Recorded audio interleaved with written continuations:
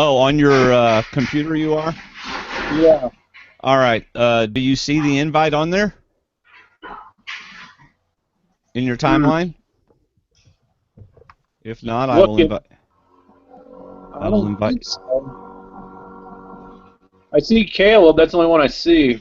All right, just a second. Let me invite you. It says I am Dwayne. Can you not tell? You want me to tap Nope, on yes, it? I can tell now. Sounds Okay. good. We are live pre-show, everybody. This is how we get ready for the show. Just send another invite to Mike. You should see it on your laptop. If not, I can just send you a link.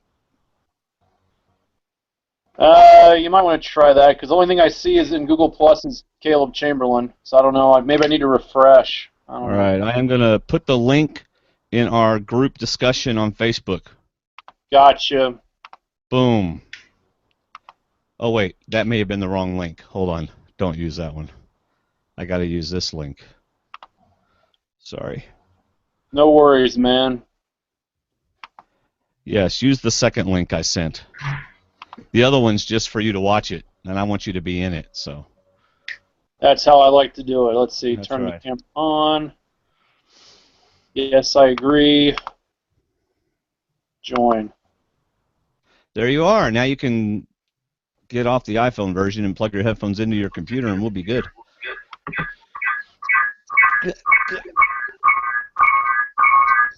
Psycho. Yeah, you got. Turn my phone off, I take it. Yeah, get us off the phone. It's killing us. I'm just gonna dump you. Eject. You have been ejected. Boom. Sorry. Wow. One voice of Dwayne is enough. We don't need two voices of Dwayne. Yeah. So do we have Caleb's Carl? waiting on Caleb. Oh, is it Caleb? Yeah. Why did I say Carl? I don't know, but you might want to get that right before we get started. Caleb Chamberlain. Rock Film Dudes. If you're just those of you watching, we are doing our pre-show right now, getting everybody on the show.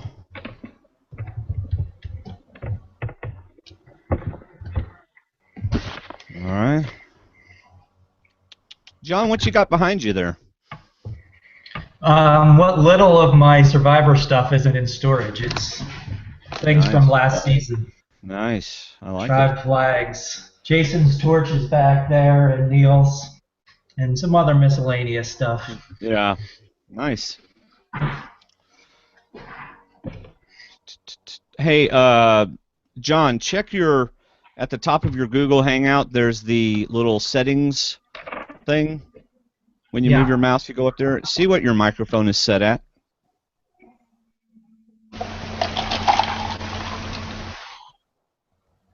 Yeah, John doesn't drop names. He drops tribe flags. Yeah. Well, what's it set on, John? I'm getting there. Hang on a second. Oh, okay. It doesn't sound like it's the microphone on your headphones, but it might be. You may just didn't be a very What's it live. supposed to say? Well, I don't know. It depends on what you got. I'm not seeing it here. Oh, when you move your mouse around in your Google Hangout, in the window where I'm at right now, up at the top, there's that little gear shift to the left of the red hang-up button. Right? You click on that, and it'll have a camera, a little microphone, and a little speaker. What's beside the microphone? Yeah, I'm not finding what you're saying. I don't know why. I'm not seeing that here. All right, let me share my screen, and I will show you. All right, everybody can see my screen? Yeah. Like 1,000 times? Okay, see how I'm going up to this little settings thing right here? See that? Right here? You're going to click on that. You're going to say, what is in this box right here? That's what I want you to find out.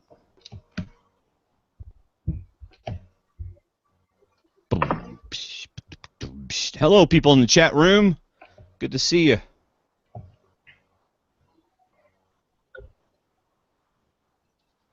It says microphone, Realtek high def audio. Does it have options? No. Oh, really? That's And the then, only well, option it it has? says default microphone as well. Click on default and see what it does. It's probably the same thing, but then talk to me again. Okay, I clicked it. All right, we'll just keep it there. All right. Mike, how are you doing over there? I'm pretty good. I just walked 7 miles, so I'm trying to cram in my dinner. How So the heck do you walk 7 miles? I walked 2 miles yesterday on a treadmill and about died. It must take you 2.5 hours to walk 7 miles. well, I walked over 3 during the day at work doing different stuff, and I just did 4 now, so 7 total. But 4 will take you 2 hours, won't it? No. I can do it in about an hour and 20 minutes, hour and 15. You're about a 3.5 mile an hour walk. That's your Yeah. pace, about 3.5. Oh yeah. Yeah. Oh, I got a message. Whoa, somebody's got me out of their. Hello. Okay, that's gone now. That's why you got to wear headphones, because if you don't wear headphones, then when we're talking, it's going to echo back to us. Where is Caleb? I don't have an invite. Well, use the link above. I'm going to use this link.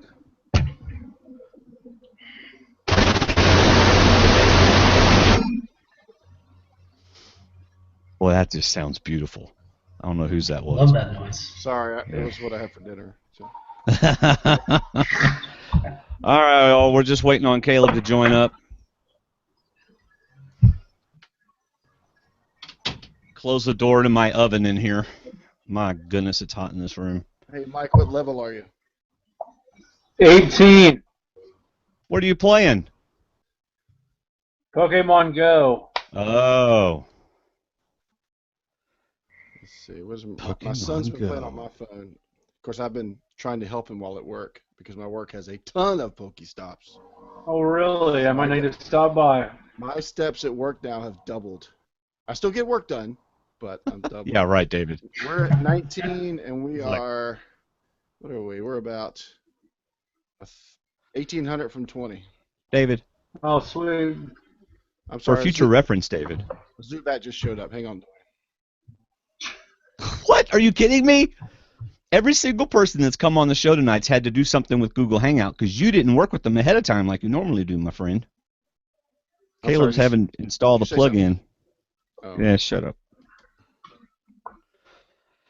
It's like the normal confessional team. It takes us half an hour to get going. So. That's right. Yeah, but It's once like we're David. going, we're going. David's at work. He's like, anybody need help over on hallway B? Oh, wait, need to get a few more steps over there. Yeah. There's a gym with an instinct team in there. So Yeah. I got the Zubat for anybody that was wondering. You've what? What? You got what? I caught the Zubat for Oh anybody my that was wondering. gosh. What I CPU was it? I bet it was low. Let's see. It was 276. That's not too bad. Well, our highest, we got two, what are the EV things, whatever they transfer. One's 1516 and one's 1333. And you know how to change the name to control what you get, right? Yeah. And I actually screwed up because I do all the work at work, and then I bring it home and let my son do all the evolves and stuff. And Yeah. and I did a Rainer before he did, and I actually got it, but it was too low, so I got rid of it. Then he tries to do one, and he goes, "It didn't work." I said, "Yeah, it's because I did it first. So maybe if we do it a third time, it'll work." And it worked the third time. So he didn't get what he wanted when he did it. All right, so now Caleb's. I don't evolve anymore. I let him do it. Caleb is going through all the stuff we normally do before we call people. Oh, maybe So- I should have gotten with him beforehand and tell him that. So we're going to wait a few minutes and we'll get started. So guys, what we're going to do, if you want to just use the message group we have on Facebook, if you want to say anything to the group while we're in the middle of the show, feel free to do that. I'm going to start the show just like I normally would, and then I'm going to have David introduce all of y'all, and we'll go from there. All right? Sound like a plan? Sounds good. Yeah. Mike likes the plan. Mike, your camera's frozen. Is it? Yeah, sometimes if you turn it off, not the camera, but if you tell it off and on, it'll fix it sometimes. Is that better? If you're in an all-black room wearing all black and a black face mask, it's great. That's not what I'm doing. Or if you suddenly grew a goatee and a beard. Mike, you are so thin we don't see you anymore. I Hello, can see Caleb. myself. Hey, Hello, Caleb. how's it going? Going great. My name's Dwaine. Nice to meet you. Nice to meet you too. We met last year at Durham. Nice to meet you again. All right, everybody's camera's working. All right, anybody need to ask any questions before we go? David, do you have anything to say before we start? This is going to last, what, 30, 40 minutes maybe? 2 hours probably. Okay. We got people in the chat room. If you want to go to the chat room, you can just go to chatwing.com/STWDD, and you can follow along in the chat room. You guys can do that. And then if you see any questions in the chat room, you can bring it up. I'm sure there'll be players in there that played this year. They're going to want to ask you questions. All right? So that's at chatwing.com/STWDD. All right, here I go, guys. Starting the show. I'm a survivor. Yo, yo, it's Varner from Survivor, the Australian Outback in Cambodia. Second chance. You don't have to dig. No climbing, no lying to anybody. You have found Survivor's hidden idol on the internet. And you didn't even need a clue, because they ain't got one. It's Survivor Talk with D&D. Dwaine and David. Take it away. So if you feel me, put your hands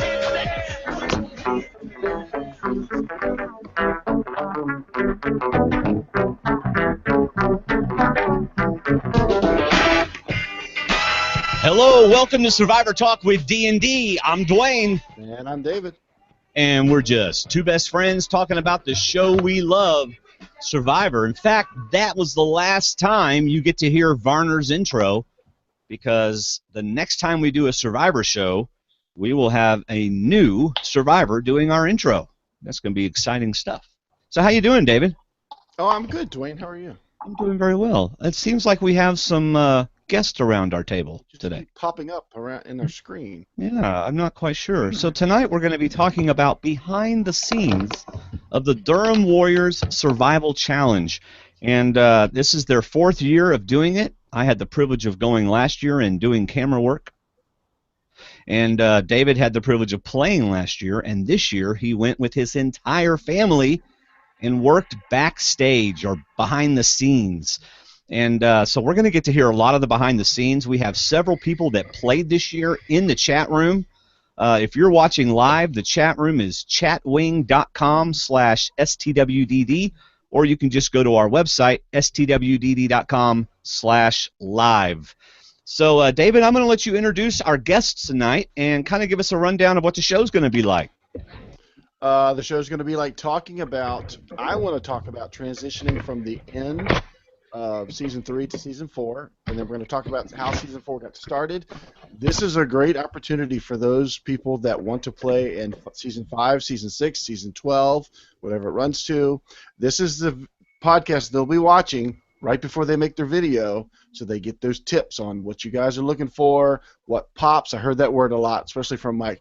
The video popped. You got to see this video. It popped. So this is where I want you guys to make suggestions as to what people should put in the videos, what you're looking for, and then we'll talk about this season. I want to hear stuff that did not go as planned. I want to hear stuff that made you pretty excited. I think the theme of this year was balance, but I want to hear from these guys what their thoughts were on the theme from this season.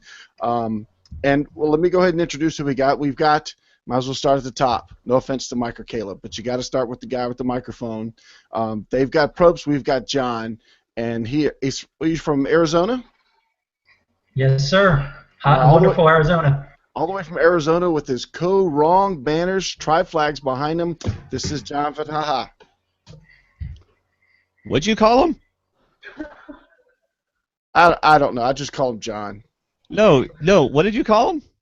He said Vataha, which is a pronunciation I get a lot. I say Vatea. I'll take either one. Oh, Vatea. You say okay. Fataha. I say Fatea. Let's call the whole thing on. Well, hello, John. Say hello to everybody. Hello, everybody. There you go. Excited to get through this. There you go. Also, we've got the man of many hats. I'm not even going to attempt to name them all. He can tell you all the hats that he wears because he did more things than I know that he did. This is from Ohio. I think I got that right. Big Mike. Not big anymore, brother. Yeah, Mike Albright, casting associate, tribal council producer, and confessional guru. Absolutely. And I'm the opener, and Andy's the closer. So there you go. there you go. And you're making deals at 2 o'clock in the morning. Yeah, and he's the thinning man. yeah, 252 pounds less, and probably 25 since DWSC 4 alone. So that That's Pokemon Go's the real deal, man. Yeah. We should have done a weigh-in before the podcast. You might be down a few more after this podcast. Yeah, you might lose some weight during the show. Depends on how much I sweat. Now, Mike, you also have a show that you do on Thursdays, I believe. You want to share what that is? Sure, Mike on the Mic. I've done 4 seasons, starting in my 5th one. I started on Blood vs. Water 2, San Juan del Sur, and I'll be back. Mike on the Mic. It's on the Rad Reality Network. We don't have our guests lined up yet for next season, but we'll have all sorts of people from Co-Wrong talking about Millennials versus Generation X. There you go. And that show usually airs right before our show airs, so we like to compliment each other on that. So good job, Mike. Looking forward to talking to you tonight. Oh, yeah. And also from parts unknown, because I failed to look up where he's from.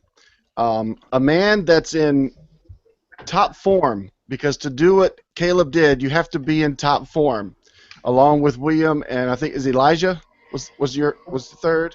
This is Caleb Chamberlain, our lead cameraman. How's it going? Yeah, he introduced me for me. I don't really have much to say.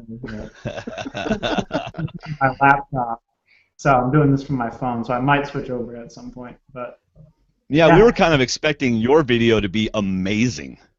I know. I know. Well, I don't know what this is with all this. Everything.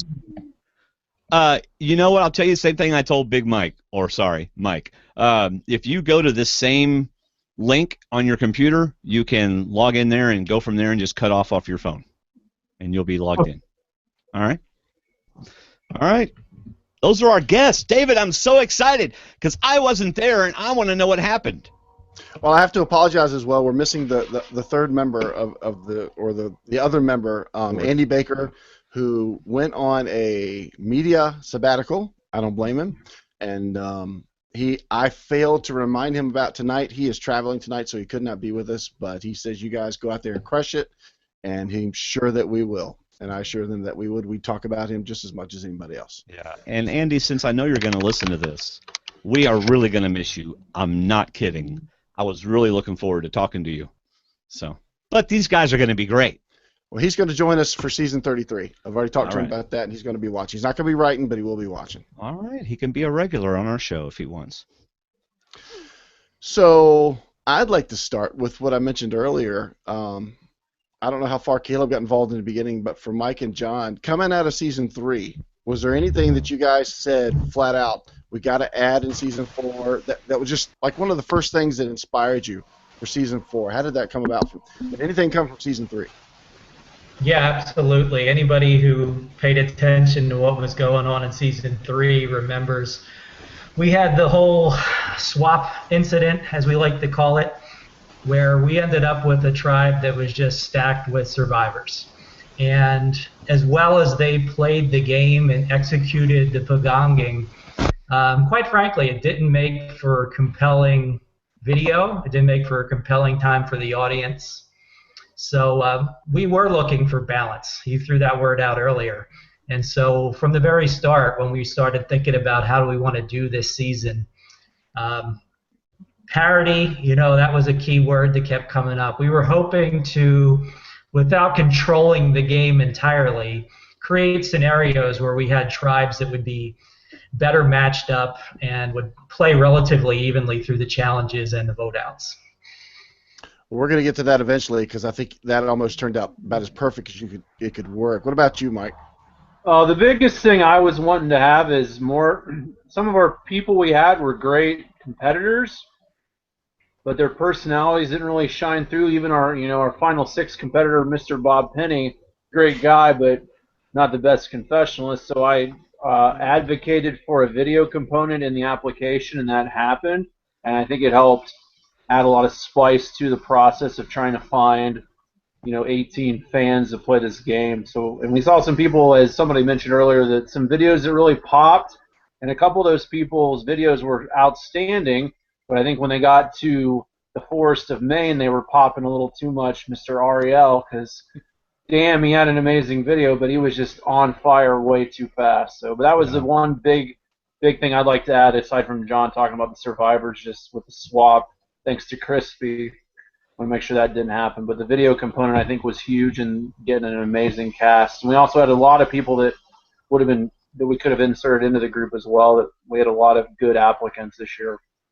Well, I got to tell you what, since I was at the confessionals last year, you're right. There were some confessionals that was just like, and so I think adding the video really was a great idea. So kudos to you on that.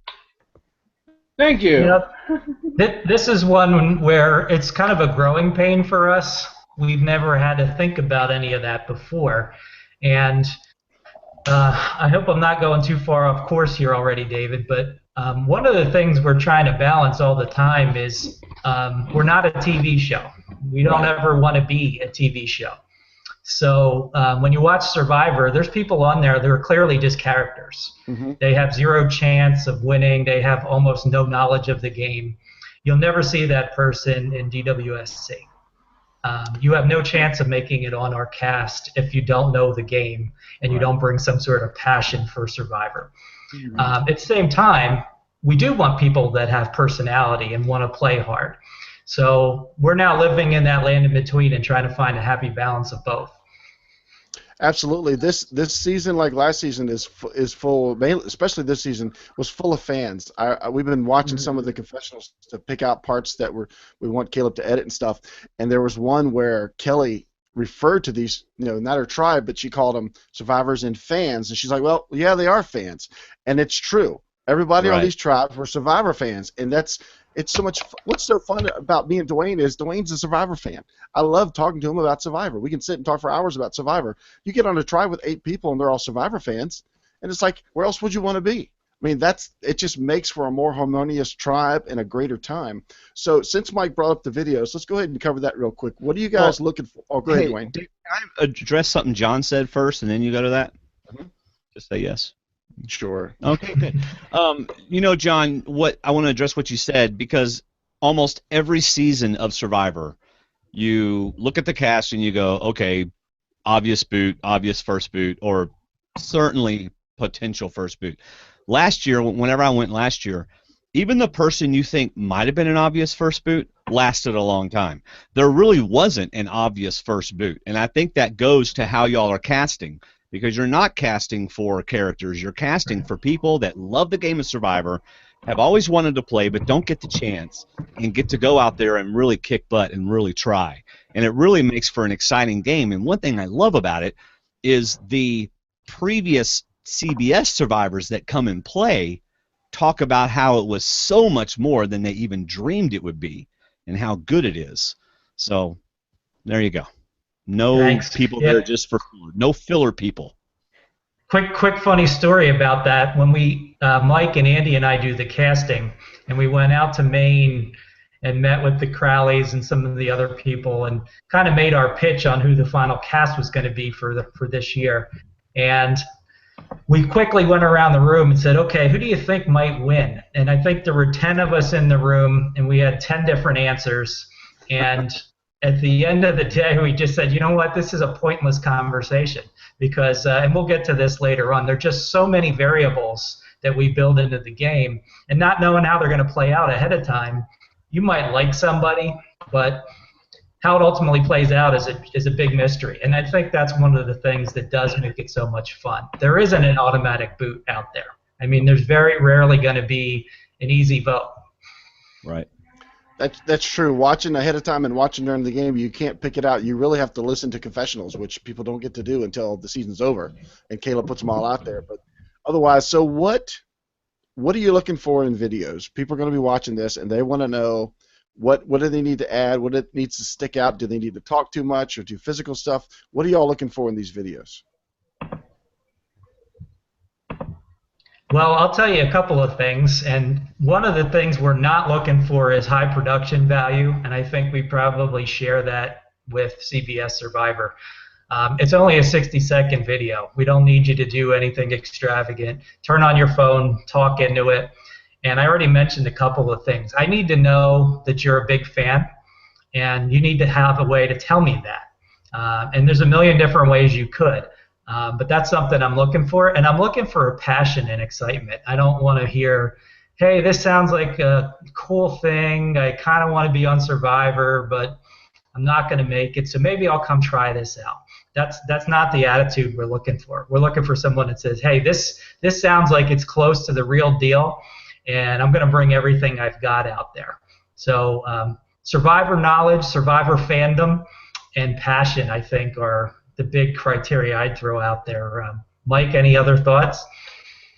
I like interesting people, entertaining people, and people that can, utilize 60 seconds, and a little pop. I do like I do like the production side of it. I like fans, and we can get a lot of that via the application. But something interesting and entertaining when we're watching, we had to watch almost 70 videos. And my hats go off to those ladies and a few men in the real Survivor casting, because I can't imagine watching 10,000 of these things. 70 was plenty, but just you know it when you see it. It's the old thing that one of the Supreme Court justices said. You know when you see it. Just certain people have a certain energy and can pop, and it's not like John said, the production value. I don't care how well it's edited and all that. It's just people that can carry a good conversation. And my cat's trying to get in the shot. So this is Lex. He's out of the shot now.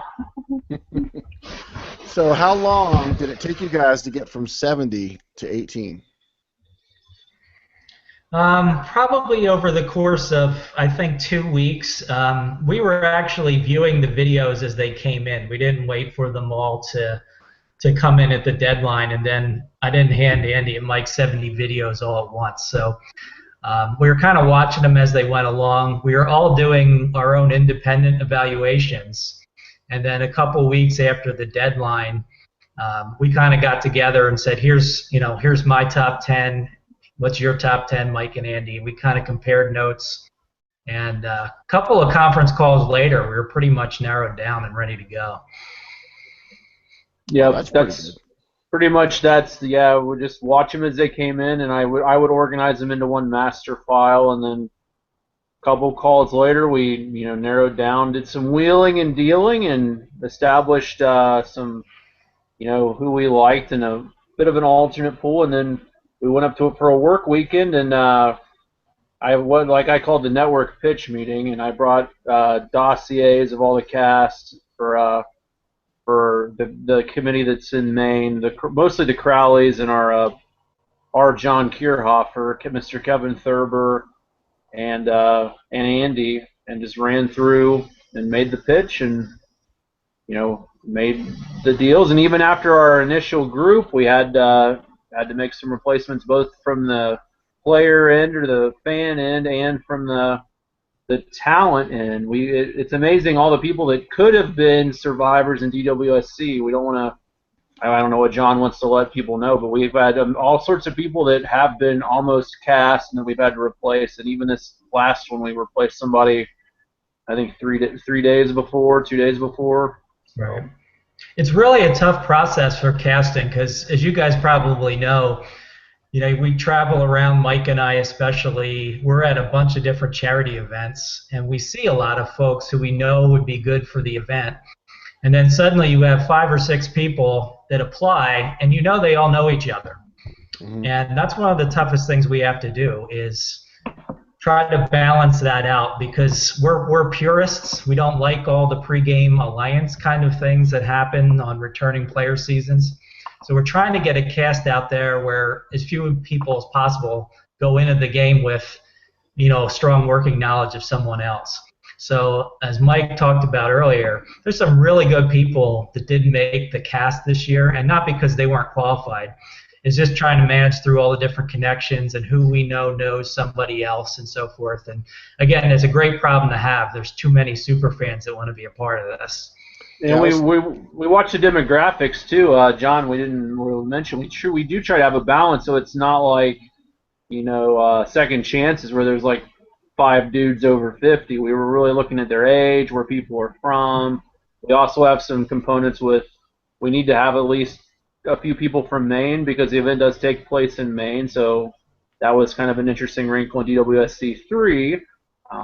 But that's one component we also have to consider as well. Plus, usually there's a fundraiser that throws a wrench, not a wrench, but definitely mixes it up if you're looking for 9 men or 9 women or whatever the scenario will be. When the fundraiser can get in there, that'll skew your gender numbers. Yeah, I was talking to Andy right before getting started when I got invited into the backstage group, so to speak, the production group. And I said, how's the casting going? And we didn't discuss any names or anything. He says, dude, we could do a season of 18 strong men. He said, this is really tough. It's really loaded. It's a great group of people. So all of you men out there that didn't get into season 4, apply again because you were liked. It just didn't work out for that reason. But Andy's like, man, we could have an all-male season, and it would be awesome. There's so many good people that are applying. So on the flip side, what about the survivors? How does that come about? Is there anything particular y'all look for, or is this calling in favors, or how does that work? You mentioned it on the first podcast with Jason and Ryan and Amanda. We want survivors who are going to bring it. We don't want someone who's going to show up and say, hey, thanks for inviting me to the charity event, and you can vote me out whenever you want. That's not what we're asking them. And right from the get-go, we're asking them, will you come out and play like you were playing a real show? And that just changes the experience for the applicants once they get in the game. They're playing the game against folks with real experience, and it really ups it a notch for them. So to me, that's one of the biggest criteria. And also people that, if we've met them and we've seen them at a charity event and we know that they're good with fans and they interact well, that's certainly a big plus as well. And personal relationships come into play sometimes. I mean, somebody's got to call and make an ask. So if we know you, there's probably a better chance that you might get a buzz from us. But I think between Pickett and Mike and myself and Andy, we know just about everybody who's ever played the game. So it doesn't narrow the field down too much to say that we might have met you somewhere along the line. It's kind of neat to get folks like the 2 Ninas, Nina Porsche, Nina Acosta, or even like this last season with Purple Kelly, because these are folks who came out of Survivor with not necessarily the best taste in their mouth. Something on the show left them wanting to go back and have a different ending. And in some strange way, DWSC has done that for them. And they come out with this idea of redemption or second chance. And they really put everything they have into it. And you can really feel the difference with people like that. Yeah, I think y'all hit another home run this year with the 6 that you got. So when y'all see the videos, you'll know what we're talking about. When you see these people run, when you see them play, you'll know, like John said, they were here to play. And they were here to win. So this was another great group of 6 y'all had. So going into this season, was there a theme? Was there anything particular that you started with and built around? I have a thought on what the theme was, but what about you guys? Where did y'all go going into this season?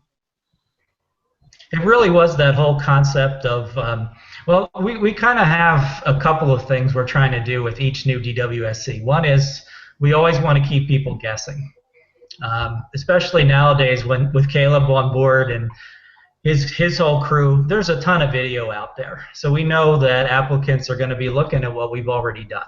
So freshness, creativity, that's kind of an overarching theme. So in terms of how we do our openings, what are the tribe configurations, what kind of challenges we have, we're always looking for new stuff. So that was one of the things. We also went into 2016 with a shorter preparation window because we moved the challenge from August to June. So we had 2 months less to build things. So if you're a student of DWSC, you saw a lot of the same props, but not necessarily used the same way they were in Season 3. Right. You know, some things that were individual challenges ended up being group challenges and things like that. So creative ways to get the challenge put out there, and as I mentioned earlier, just kind of a setup that would get us a better chance at parity among the tribes. I think that was the big themes I would say were early on in our discussion. What about you, Mike?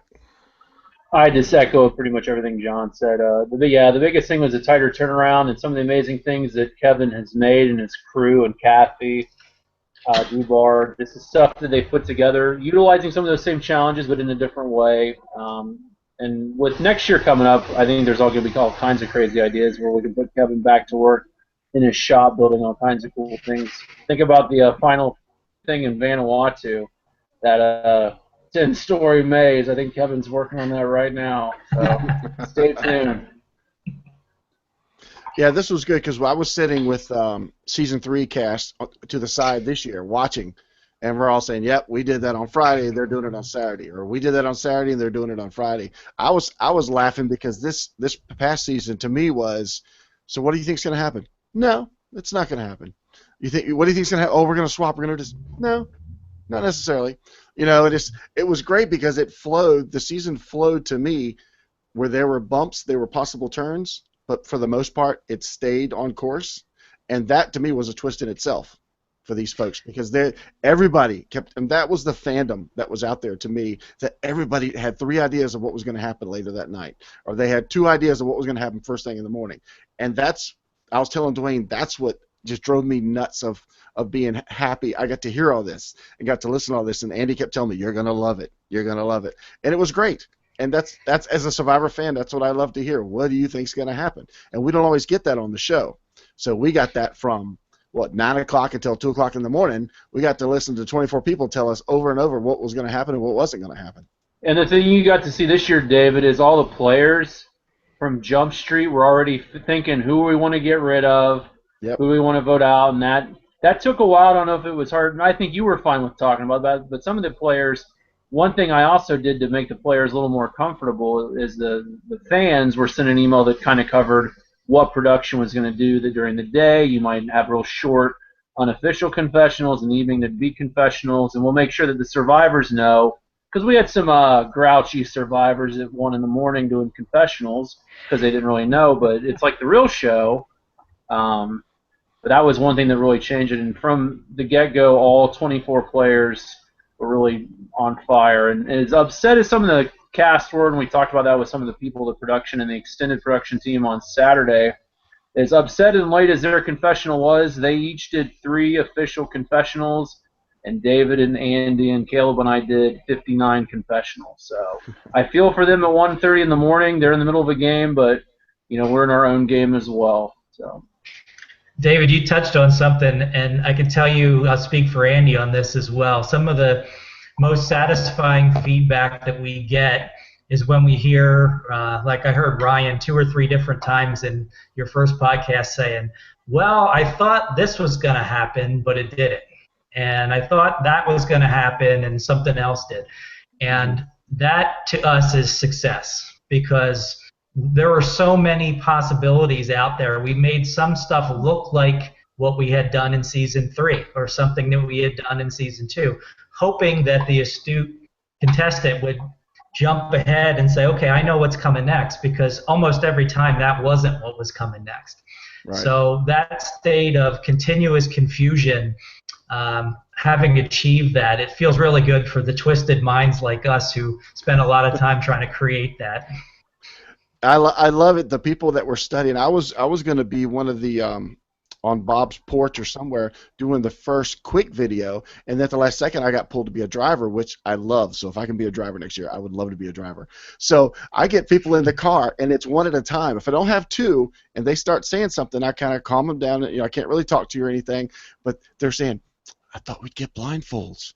I thought we were doing this. I'm like, do you want a blindfold? And no. And it was so neat because, you know, if you're thinking about playing and you get invited or accepted to play, you got to think of the 5 things that could start, and then think of number 6. There's going to be a number 6 and a number 7 that you don't think about. And this year was another great start. I love that we drove them out. They could look at each other. They couldn't talk, but they could wonder, why am I with this person? Where's this person from? Have I seen them before at a Survivor audition? And some of them have. Some of those have that eye contact. And it was great sitting with 2 tense people because all I could think was, I know exactly what you're thinking.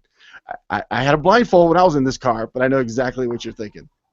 And I can describe from the casting angle, watching a line of cars show up, these people you've seen on a 1-minute video, or you've been, you know, talking a little casually on Twitter or Facebook just so you can kind of get to know them, or via email. And when they all pull up and you've got to direct them, and it was like herding cats for those 2 hours. And one player was late, so we were like, are we going to the alternate pool? It was just nuts, and there were 3 checkpoints, and they couldn't interact. And that was, I told Caleb we need to make sure we videotape that next year, because it was like watching the marooning on Borneo, just a cluster, whatever. I don't know what this podcast is rated, but it was from, I don't know the timetable, John, was it 2 to 4 p.m. I think on Thursday? Was insane for Lou Odo and I. Nuts. Absolutely nuts. Yeah, David, you mentioned at the opening, wanted to talk about things that didn't work or almost didn't work. We had a super aggressive timeline this year. We had all 18 contestants showing up at the same place, 6 at 3 o'clock, 6 at 3:15, 6 at 3:30, and the goal was they would be in, checked, videoed, and out of there in 10 minutes. And we had a similar situation going on elsewhere with 6 survivors coming all in within 30 minutes of each other. So it was an extremely aggressive timeline, and like Mike said, all you need is one person to be late, and suddenly you've got 5 other people who are just kind of hanging there trying to wait. What do we do next? You know, we're all on cell phones calling each other. Do we go to plan B?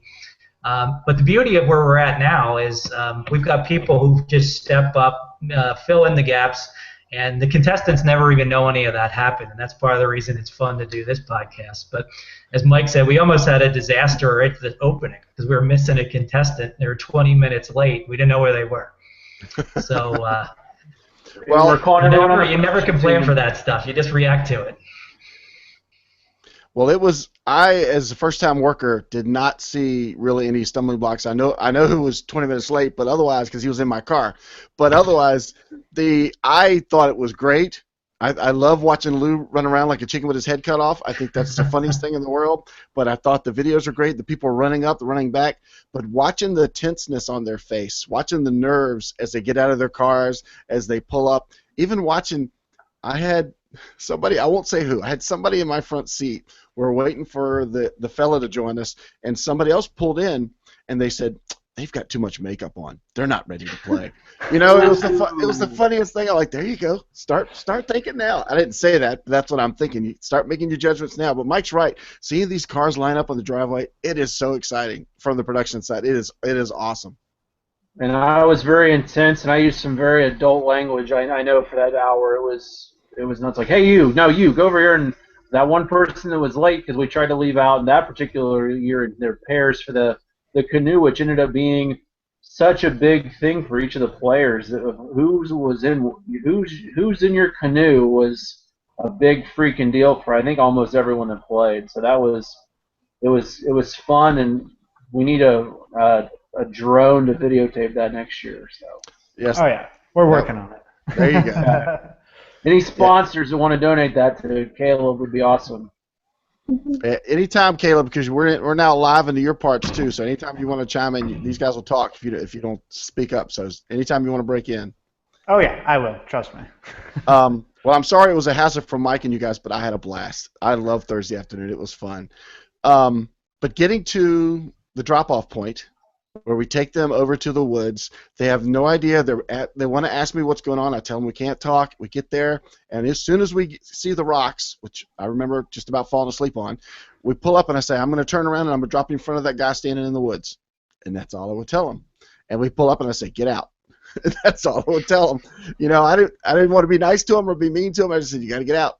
And then here comes John walking out of the woods, and they're like, you could just tell they take that breath and they're like, and I'm like, if you think it started now, it should have started back at Bob's house. But if you stay, but it starts for you now, that's good. So how did that work for you, John? What was that like? Did it go as well as you expected?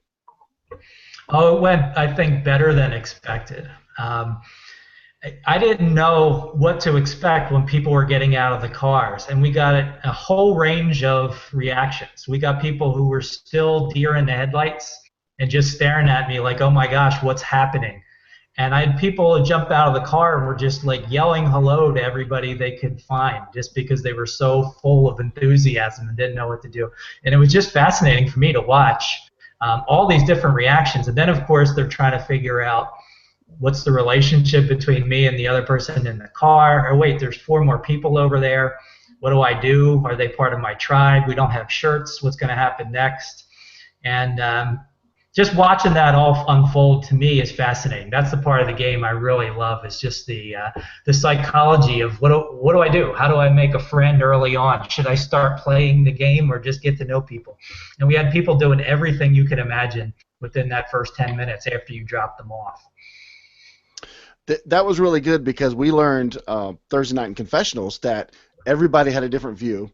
Everybody had a different idea, and that's when the fandom kicked in that, I was riding with so-and-so, I learned their name, and then I got a canoe with them. But I really thought that was going to be our tribe of 6. I thought we were going to go from there, and hats off to you guys, because the canoe buddies, which is what I called them when we were doing confessionals with the short confessionals, your canoe buddy, talking about that person. Some people still didn't know their names by Thursday night or Friday morning, but yeah, the guy I was in the canoe with.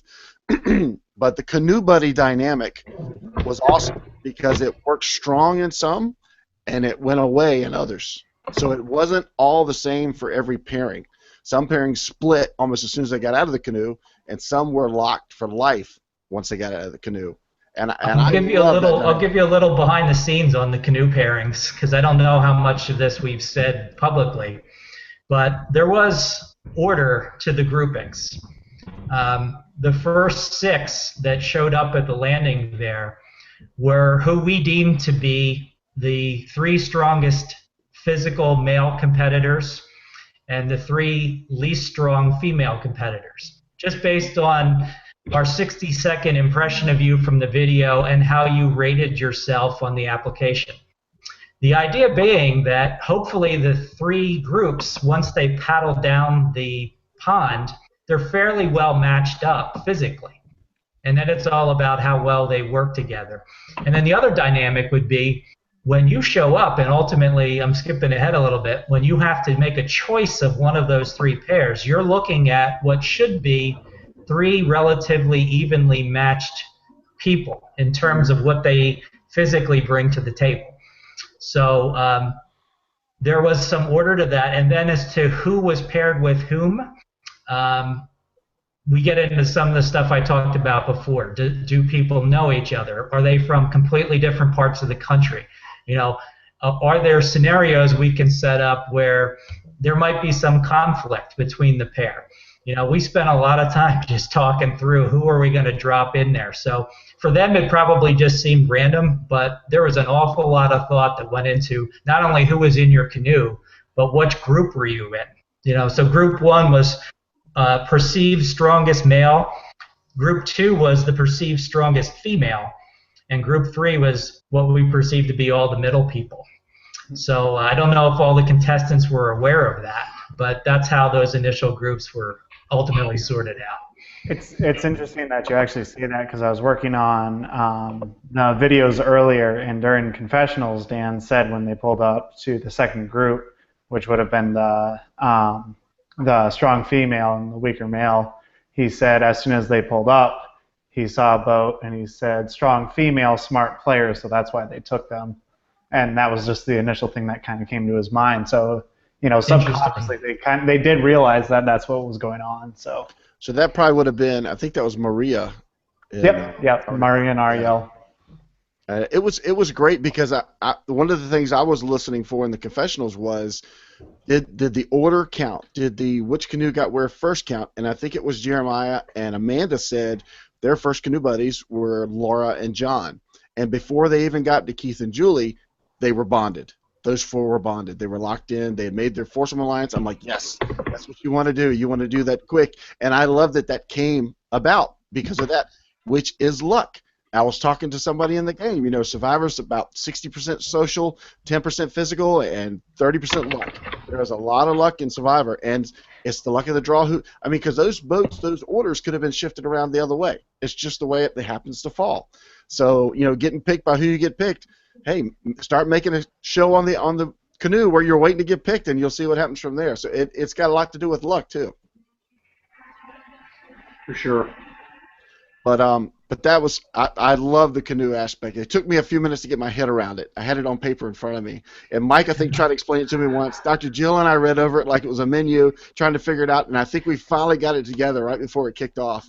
And, it was really complicated, and I tried to explain it to Dr. Jill and I think Kathy Sleckman were standing there before it all started. And I think after the third time, they're just looking at me like, all right, we'll just watch to see what happens. It was really kind of complicated to explain, but the beauty of it is it wasn't complicated to the contestants. They knew exactly what they needed to do. They were focused on getting the next stop and following the instructions on the note. But trying to wrap your head around all the different dynamics that were going on at the same time, it was complicated. Yeah, that was really good. So while this is going on, you've got 3 pairs of survivors heading into 3 different paths, which Mike and I took one of the paths earlier that day, and I think that was about 10,000 of our steps. Oh, yeah. But 3 different sets of survivors with one person each following them, going into one space, and then now, Mike, I think you were there, right, when the survivors got there? Yeah, we just made it. We got I didn't have to make the 10,000 step trip again. We got a member of production snuck us back through some back route. We got to watch that, and amazingly, that group of survivors were together, and I made sure to get all of them in a real quick confessional, and that was fun. And I was like, well, what do you think of this group of people? Because you know, I never conveyed tribe. I wanted to say group, but I was able to get to 83% of them, I think, before the twist happened. And it was good to see them watch. And the biggest thing is we didn't have any snafus this year that I'm aware of with the survivors. Last year, we had some interesting people that did not adhere to their directives, one of which I helped get cast, one of which you had the best confessional moment of the entire DWSC 3. Mr. Jamie Newton just did not follow orders, but we didn't have that this year, so that was good. This group figured out what they're supposed to do. That's one of the littler things we learned from Season 3 as well. You really need to manage your survivors because they're free-spirited, and you got to give them less choices. So we really cut down the alternatives for our initial 3 pairs. And the escort going with them was kind of a response to last year as well, to make sure they weren't going completely off course and doing something crazy like Jamie did.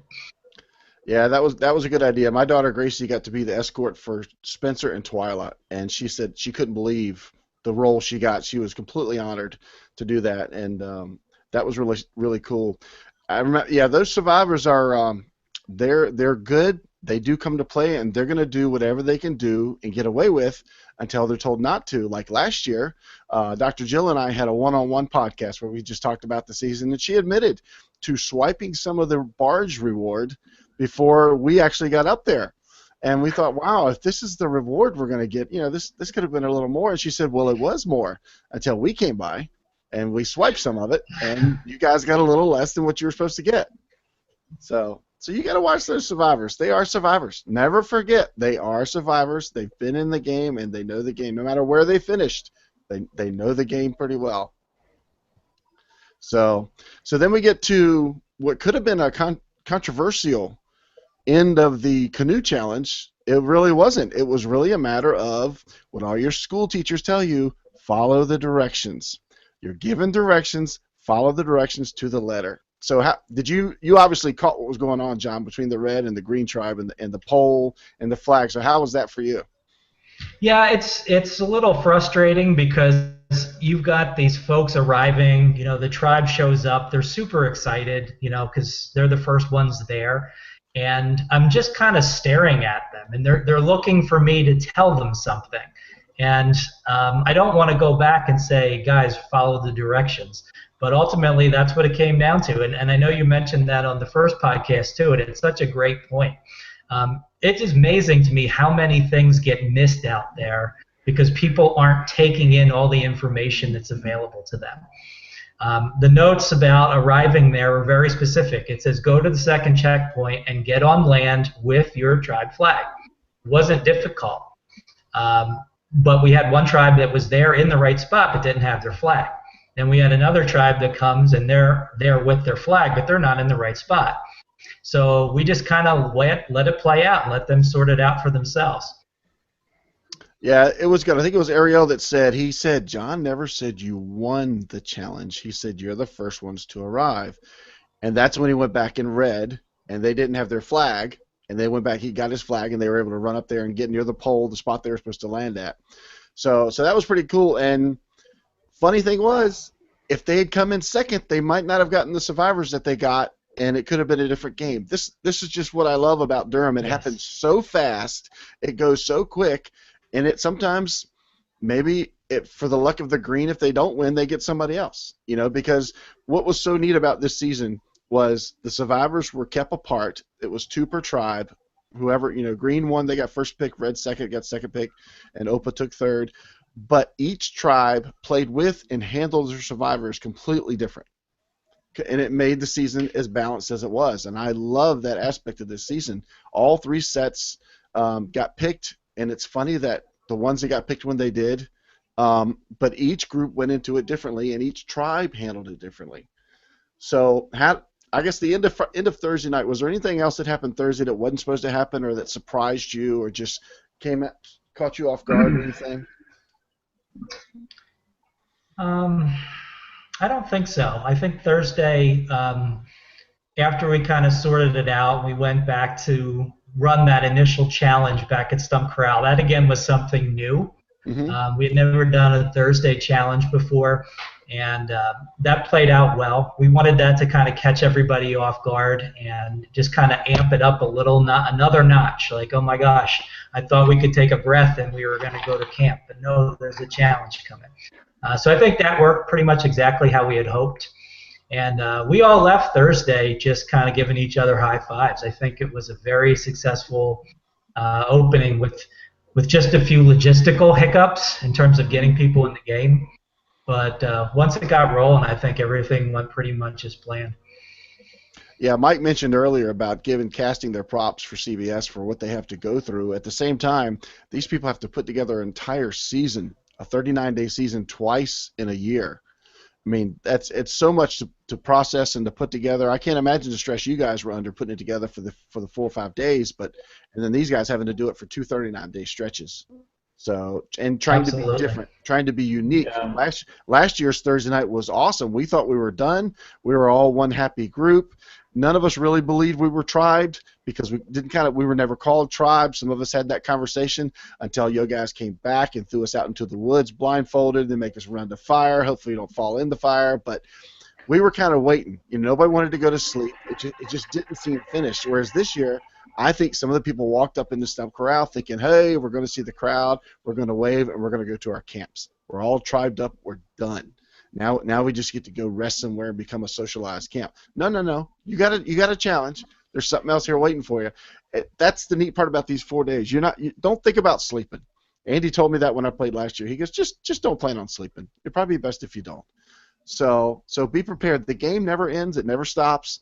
It runs for 4 days, and it's all day. It's 24/7. Yeah, we don't have the luxury of 39 days to get people hungry and just worn down. So we have to do everything we can to up the ante in terms of creating tension and throwing curveballs at people all the time. And it just comes at you continuously because we don't have the luxury of time. So your advice is spot on. Just be prepared. You're going to be in the game basically from Thursday afternoon until Sunday afternoon. And don't expect there to be much downtime because it's just not going to happen. Exactly. So after, let's see, confessionals went from Thursday night to Friday morning. That was fun. How was that for you, Caleb?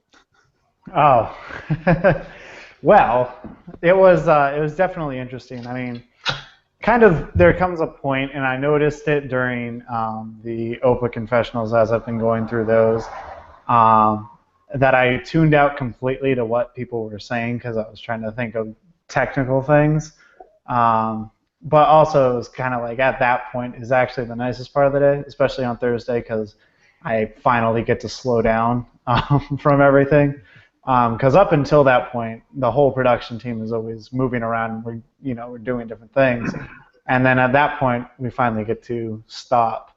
It did kind of at first. I was actually kind of starting to freak out because it started raining during the confessionals while we were doing those, but no, yeah, it's definitely interesting because when I lay down the footage, we get an average of about 4 hours of confessionals every night, and so and then timed with how much time we put into it turns into like 6 or 7 every night that we do them.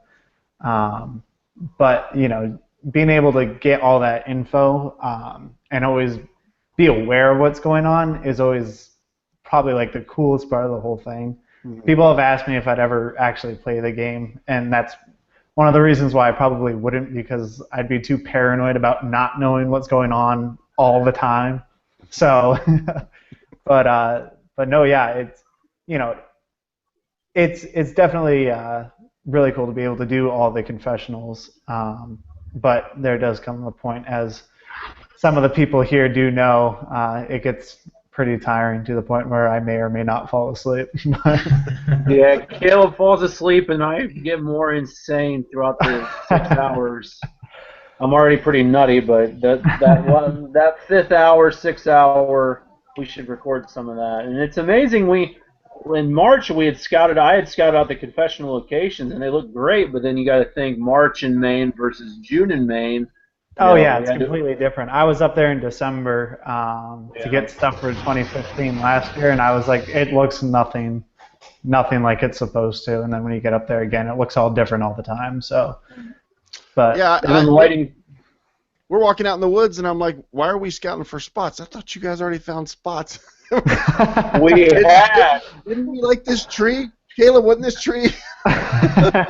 We had a great tree, but then it was covered by a bunch of other stuff. It was a great shot in March. It was perfect, but we also didn't have Bob's boat available, and that became our I don't even know the term.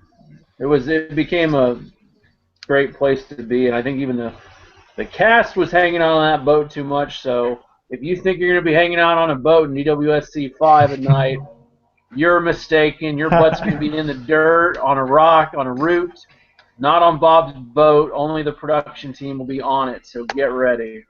Yeah, the boat became our go-to confessional booth until I guess it was Friday night. It dropped down in temperature, and being on the water was probably the worst place to be because there's no trees blocking any breeze or any wind. So thanks to all the Crowleys that brought us all the protection warmth that we could last through the night. Even in June, it gets cold in Maine. So that was we good. couldn't put a fire on the boat, or we would have. It would have been helpful. But yeah, Paige, David, and John Crowley were all instrumental. So I want to give them a shout out. Absolutely. They brought us food, which was some delicious meatballs. I don't even know at what time. David would run out flashlights, and then when you see the confessionals on Saturday, people, I know I don't want to jump ahead, but my goodness, it took 2 hours just to set that up alone, and it's well worth it when you see it. So I can't wait to show you that when you see the videos later on. Yeah, that's another thing I really liked about this year was all the confessionals from every night. They're all different and they all look amazing. So it's going to be very exciting to actually have those all come out for people to see them. But I definitely liked the Saturday night setup. I won't spoil it because there are 12 or 13 people who don't know what that is, but there's 11 people who do. But yep. It looked really cool.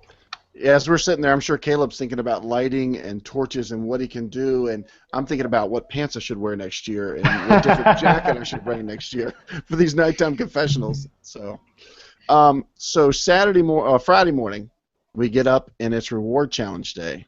So let me know if I'm skipping anything. This turned out to be a fantastic day, especially towards the end. I won't get there too much yet.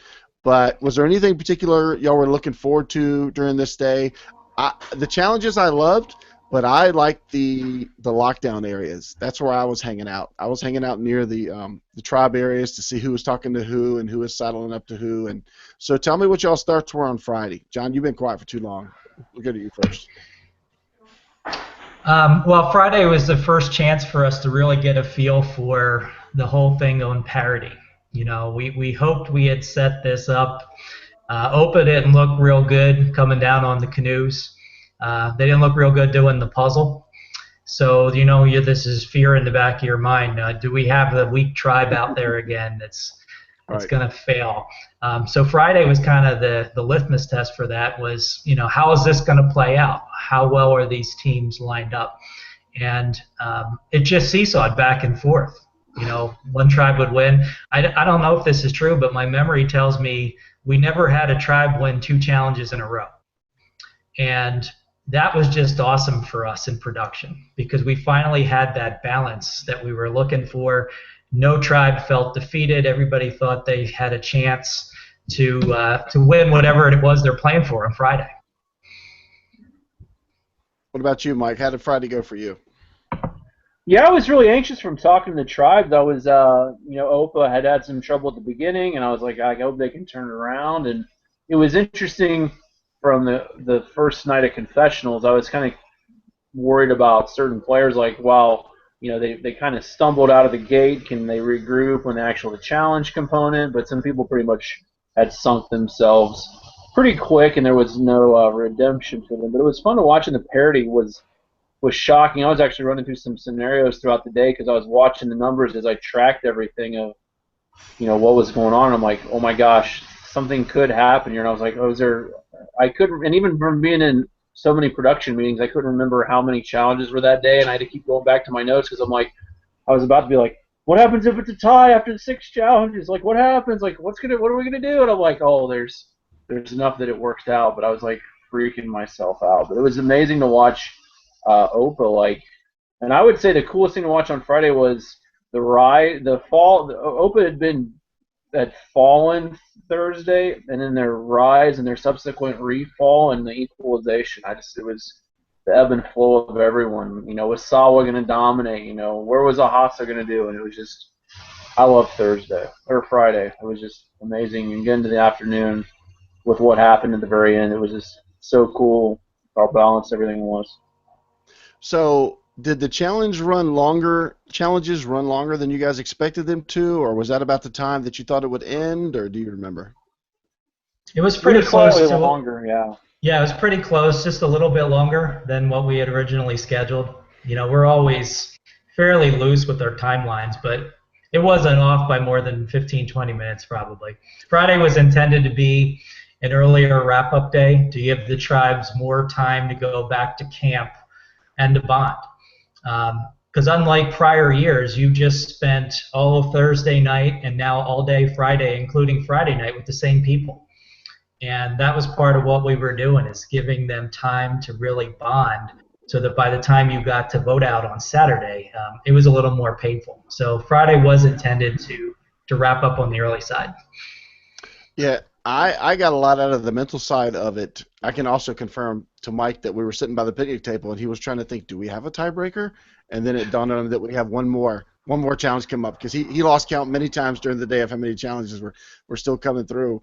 But last season on Friday, when the Survivor tribe dominated, they ate and they slept between each challenge. They told me this later, and that goes a lot to their mental fortitude, and that when they woke up, they knew they had to go fight. They knew they had to go play, and this is a 4-day game. There's no time to slack. And the OPA and the nap gate that happened at lunch, I guess it was at lunchtime. You probably heard Ryan talk about it. They came out at lunch and they didn't hear any directions you gave them. I think it was the bucket brigade challenge, and they had to ask you like 2 or 3 times to keep telling them what the directions were, because they weren't getting it. So you got to be careful. I mean, the rest is good, but when you come out of the rest, you got to be ready to get right back into the game, because you can't take that off, because that could have been the one challenge that knocked them out. It could have put them in a mental state or emotional state that would have put them in a bad place on Saturday. And you don't want to start Saturday on a low. You want to start Saturday as strong as possible. But I loved him coming. Ryan admitted to that. He says, yeah, the nap was a mistake. I think Derek said the same thing. The nap was bad. They came back so strong, like y'all said, Friday morning, and then after lunch it was like back to old Opa. So, crash and burn. Opa could have gone. Yeah, it could have been a whole other thing if they hadn't done that. And they all talked about that at their confessional. Because I was a little bit removed because I was, watching Tribal, or no, there wasn't Tribal yet, but just went around watching other stuff and wasn't back with the tribes when that was going on. But yeah, that totally changed everything for him. Yeah. So as we're getting towards the end of the day, you couldn't have scripted a better second to last challenge, because we were saying what has to happen to be a tie, and I think it was red, Opa, and then green, then Sawa. So it was a Hassa, then one of those three, but red had to win. And sure enough, red pulls out the win, I believe a Hassa, and then it fell right in order, and it was a three-way tie. And it was perfect. You couldn't have asked for a better, more balanced finish. And then we come up to the blink of an eye challenge, with the smelly challenge, with the fish challenge. I love that y'all threw this in here, because it had to have made them smile. This was the challenge for all the marbles for the boat ride, but still, you get to throw fish. I mean, it was awesome. Whose idea was the fish challenge? I think it was Bob's. We're always trying to find something that has a local flavor. Mm-hmm. And smell. we came up with a bunch of different Maine-themed things, and thought that the fish one was kind of fun. They'd just been through a lot of really hard challenges, and we thought it was a fun way to end the day. It had some local flavor, and it as it turned out, like you said, there was a lot on the line. We hadn't really thought about this fish challenge being basically the tiebreaker for Friday. But it was sure neat when it turned out that way. Yeah, it was a nice balance on Friday of mental and physical, and just same thing with the last season and seasons before. It's well balanced in Survivor, that it's not all physical. There's some mental and there's some strategy to it. So that was really good. So we leave Friday with a tiebreaker win for Sawa. They get to go on the boat ride. Everybody gets a little break as they go on their boat ride before the next twist comes around. So was this an early twist planned, or was this something that just evolved from y'all talking about how the season was going to go? Where did the kidnap twist come from? This was something that came early on. I think, gosh, probably within the first month or two of planning, this was an idea that came out. We were going to do a nighttime challenge or something else, and it kind of just kept evolving until we ended up with this crazy kidnap idea. And again, with the general theme in mind, don't ever feel comfortable, because just when you do, something's going to happen. Mm-hmm. That was good. Last year it was us getting used to our new tribes, because we had our swap at the end of Friday, and this year it was don't get comfortable, because you never know what's going to change. And Ryan's in our chat room, and he wanted to thank you again for the smell he took with him on Friday after the first challenge. He really appreciated that. Rachel too.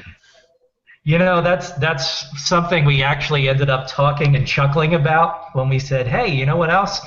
If that's the last challenge on Friday, they get to go back to camp stinking. They already smell sweaty and bad. Now we're going to add some fish scent. And we all got a good laugh about that. And once you get to know our twisted way of designing these things, we all got some strange satisfaction out of that. So the next part was, I keep having favorite moments of the weekend, and this was another one of my favorite moments. I got assigned to a Hassa. Is it Hasso or Hassa? Hasso. Hasso. Okay. But and I get to wait as John walks up with his pictures, the six pictures for them to look at. So how let's see. How do you want to? What do you want to say about this little time of the game? This was another one of those where we had talked about it 100 times, and logistically we knew how we wanted to present it, but we had no idea how the tribes were going to receive it. So for me, it's again one of these fascinating social experiments. I'm going to lay it out for you, and let's see what they do with it. And listening to Ryan and Jason talk about it, and even Amanda, I think they all went down the same road initially, thinking, let's pick 2 people that are strong because they're going to end up being on our tribe. And we kind of hoped that that's what they would think. And then we also hoped that they would then quickly turn their thoughts to, oh no, did we just create a 4th super tribe? And sure enough, both of those ended up playing out. So walking up there with the pictures, I just have all this going through my mind. What are they going to do? You know, how are they going to react to this? And like you, I'm looking at this as like, this is just fun. Like, what's going to happen right now? Yeah, the confessionals that night and what we talked about in the first podcast was exactly that. They all jumped at, who do we want, who do we want, who do we want, what can we do? I think Ryan and Sam got picked because they looked like people that could get along with other people, and then Jason knew that he was probably going to get picked to be strong in challenges, but as soon as they think about who they want, their second thought is, uh-oh, who's going to get taken? You know, and who's going to go? And this was great for the confessional team because it gave us such great meat to talk about Friday night, right, Mike? Oh yeah, there was some amazing material, and they were used to us coming up as a confessional team. Well, we added a little bit of a VIP person there that they're not used to seeing in camp. So when our Probst, our John showed up, it was nuts, and they were freaking out. It was fun to watch. And it was a nice big posse of people rolling up on these camps, and it was just seeing them all together. Then seeing the assembled group at the end was just really cool to see who they picked and the reaction they had, and then the quick, getting them into the group and picking their brains. It was fun to see what they thought was happening. David, one of the most interesting things for me about the whole way it played out, I said hello to the tribes. I said, in case you don't remember who you're competing against, I brought pictures, and I laid them out on the ground of whichever tribe they had in front of them. And I said, you now have 30 seconds or whatever I gave them to pick 2 of them. And out of all of the contestants on all 3 tribes, there was only one person that asked me why. Who was that? It was Spencer. Everyone else just went right into it. And you could hear them debating. And I had a prearranged speech I was going to give them, basically. I wasn't really going to answer the question.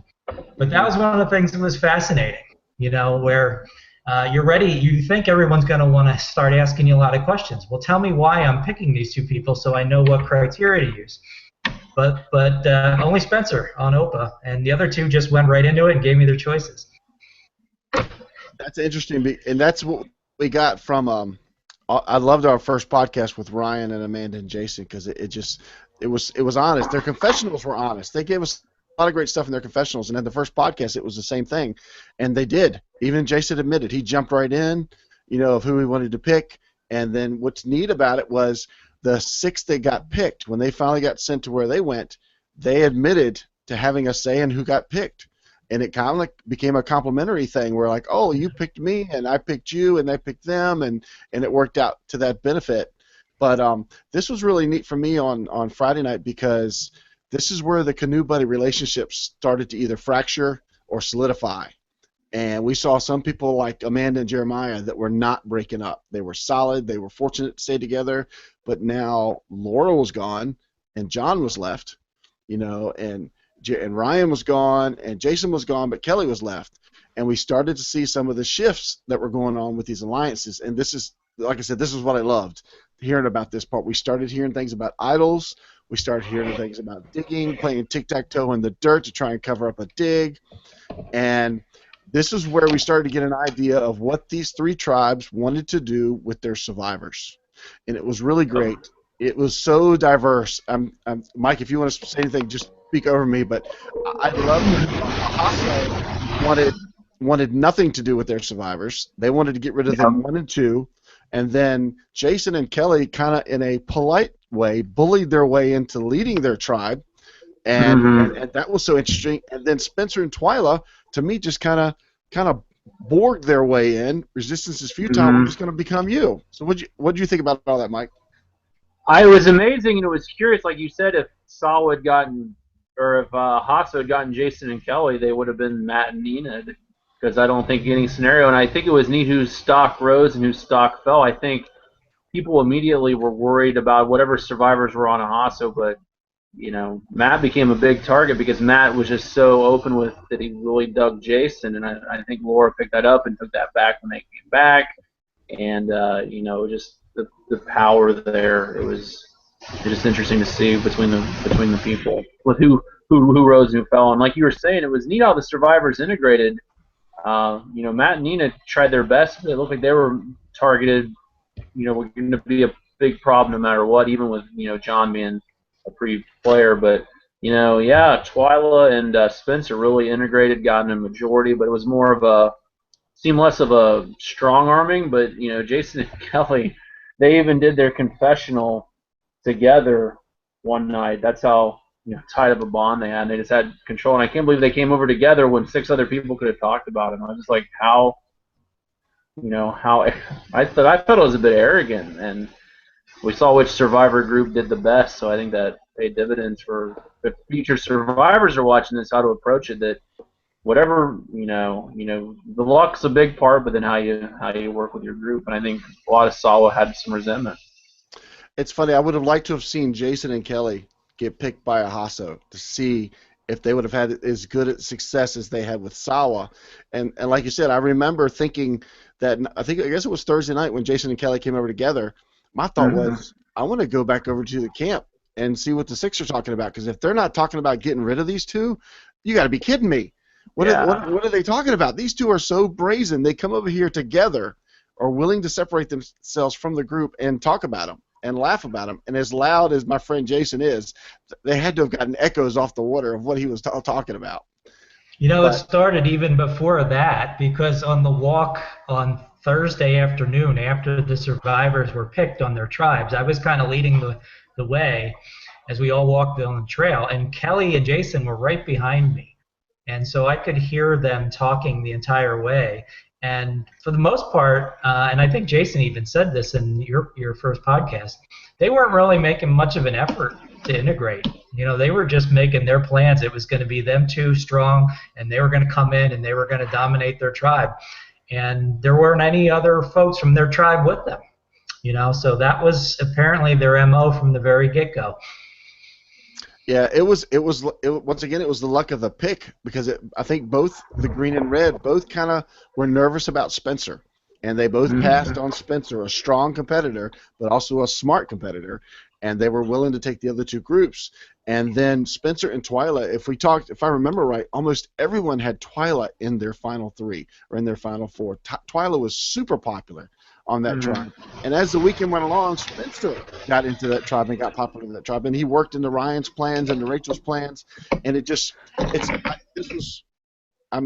I can't wait for the videos to come out for people to see how balanced and diverse this season was, even with the survivors. I loved how they were separated and kept that way. Of course, I wish that would have happened in season 3. But anyway, I loved how it worked out this season, that they played 3 completely different games with 3 completely different tribes, and those tribes weren't put together. They were picked by each other.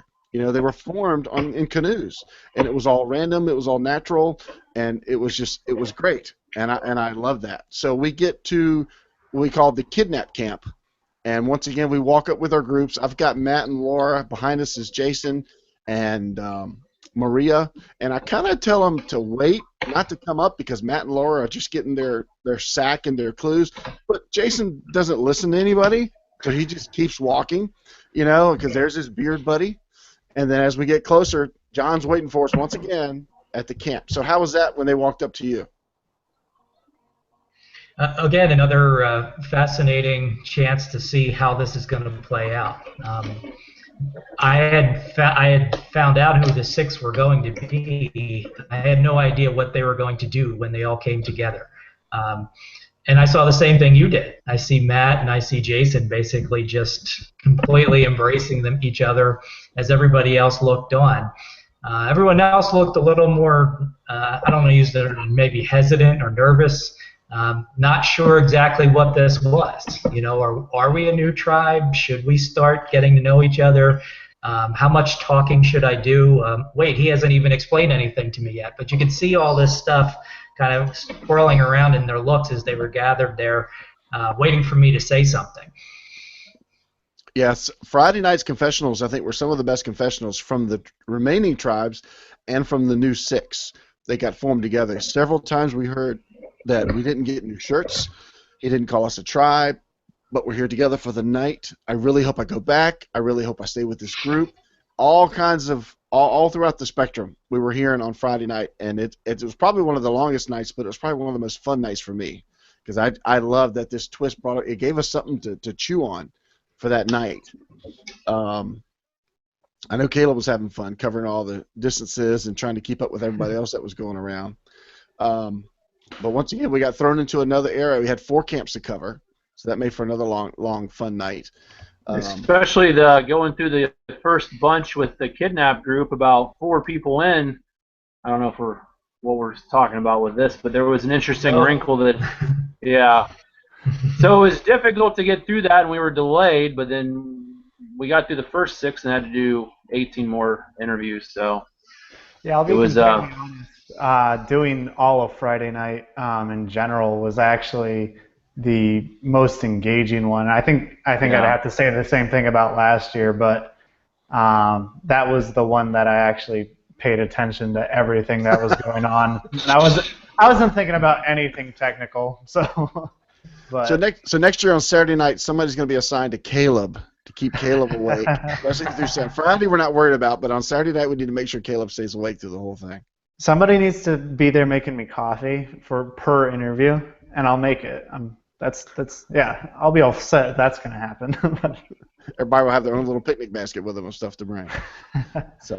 So we get to so before Saturday morning even kicks off, and before my eyes were open, I'll admit that I told Andy, I said, no thanks.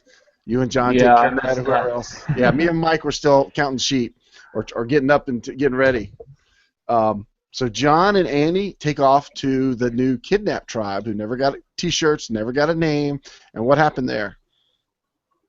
Before we get there, I'll back up real quick because we had the risk or safe choice, which was a big thing because that's where Jason ended up with his first idol. So when they showed up at camp, the first thing that I did see to them was I need to see which choice you made, and all 3 had chosen risk, and that was another thing we weren't sure what was going to happen. And so they got to open the crate, and sure enough, they're going through it there, and Jason reaches in and grabs the idol, which completely changed the dynamic of the game. We had no idea that would ultimately be one of the big factors that came into play once we get to Saturday. But once he grabbed that, none of us were really surprised once we saw who the 6 were. To see him do that kind of fit the profile that we had figured. So when Andy and I came back on Saturday morning, we were fascinated to see, well, how did that play out? You know, where was Jason now a target, or did they really think it was a group idol, as they ended up talking about? But we didn't give them any chance to really get into any of that. Literally, I walked up on them and I said, hey guys, how's it going? They were still quite groggy, still getting themselves together. And I said, ready to get to the first challenge. And told them to get back into the pairs that they came over in from their tribes, and dropped a slide puzzle in front of them and told them they were playing for a challenge advantage. And with that, their Saturday morning got started really early. Yeah, that was super early, and that was just another great twist. I love that. It's like waking them up in the middle of the night. I hope y'all do come up with a nighttime challenge. I think that would be awesome to pull that on them, but to throw them right back into the game. And I look forward to Caleb's edit of Jason's Friday night confessional. It was the Thursday night was him and Kelly. Friday night was him and the idol. I think. Oh yeah.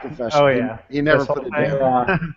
Yeah, the tribe idol. Yeah. I love how he kept calling it that. But you're exactly right. It was so Jason. He was the first one in there, pulled it out, and it wasn't leaving his pocket. And what's neat was his tribe mate Maria saw it, recognized what was going on, and was very aware of it for the rest of the weekend. So just another tidbit from being behind the scenes. It was neat to see all that. That's when she stopped drinking the Kool-Aid, and I think she started lacing his Kool-Aid with cyanide. She was ready at that point to jettisoned from the Kelly Jason team. I think she thought she'd work with him, but I think at that point that's when she started to be like, "Yo, what's up here?" I want to give Maria a shout out for her confessionals, and I feel bad for Caleb's gonna have to edit that significantly. But a lot of salty language, but it made it very entertaining. So thank you. It's going to be one of the best parts of the whole season is watching that. Yeah. And let's say it was so I guess it was Opa that chose them. So they could have chose somebody different. The game could have gone a different way. They happened to choose Maria, and it just worked out to our benefit. We got to see the drama out of that. So that was just another luck aspect of the season. So then we go into Saturday, and we start to find out if these canoe buddies are still buddies and how these challenges are going to go. And things don't seem as Friday is fun day. It's stress day, but it's fun day. Saturday's not as much fun day because they know that if they don't finish first or maybe second in a challenge, they're not going to have a good next 30 minutes. So what do y'all want to talk about for Saturday? Anything in particular? Well, for me and probably for Andy too, the big theme starting the day Saturday is we created just a brief illusion that still is going to be a fourth tribe, and then we put them back. And what happens now? You know, you were gone from your tribe last night. Did they start making alternative arrangements, assuming you weren't coming back? Did they take you back with open arms?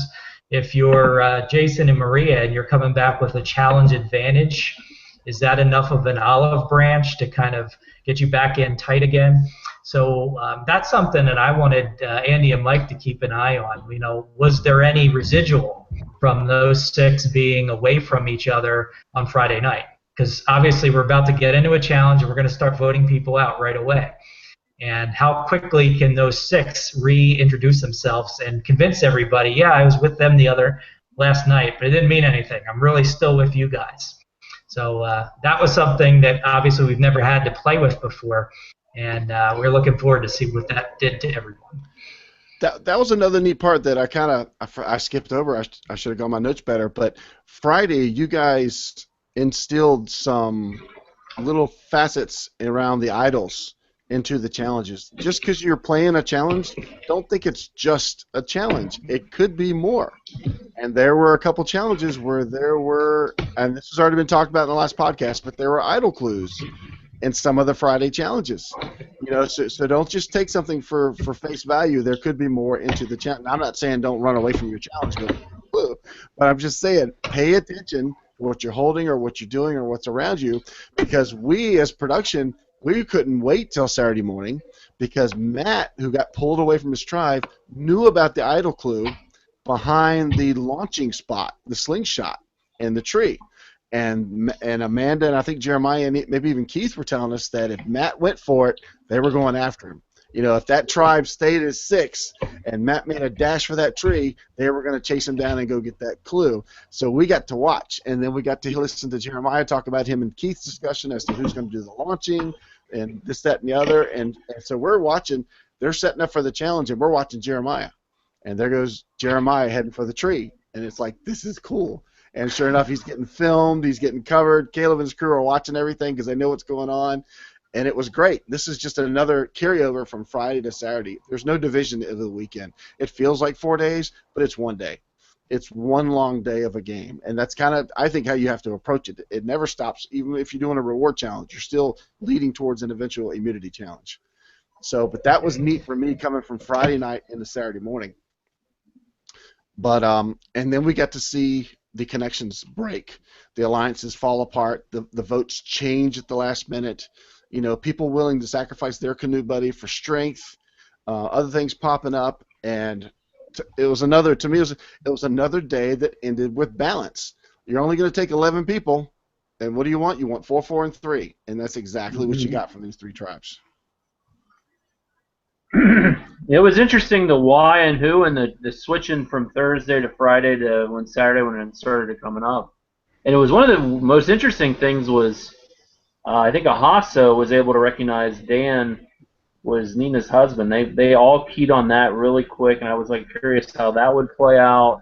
There were some early targets that remain, and then there was some shifting. I was personally, I thought Sawa was going to go for Ariel first, but then they wanted to utilize him for one challenge. So it was neat seeing the transition that happened throughout the few days. But it was pretty definitive who Opal was going to obliterate, and there was no mystery there. Luckily, they won the first challenge, but yeah, it was interesting to watch. Yeah, some of that, the pecking order of Opa seemed to be pretty consistent. There's a few shifts back and forth. Rachel worked her way up pretty well, which was pretty awesome. Yeah. And then watching Ahaso, Amanda, after the first vote, got blindsided and seemed to be a target the rest of the day. And I got to talk to her 4 or 5 times between challenges, and I kept asking her, how are you still here? And she starts explaining how this works. And this is the part of Survivor I love, that it's maneuvering. It's a social game. It's proving your worth. Are you good in challenges, or are you loyal? That could be one or the other.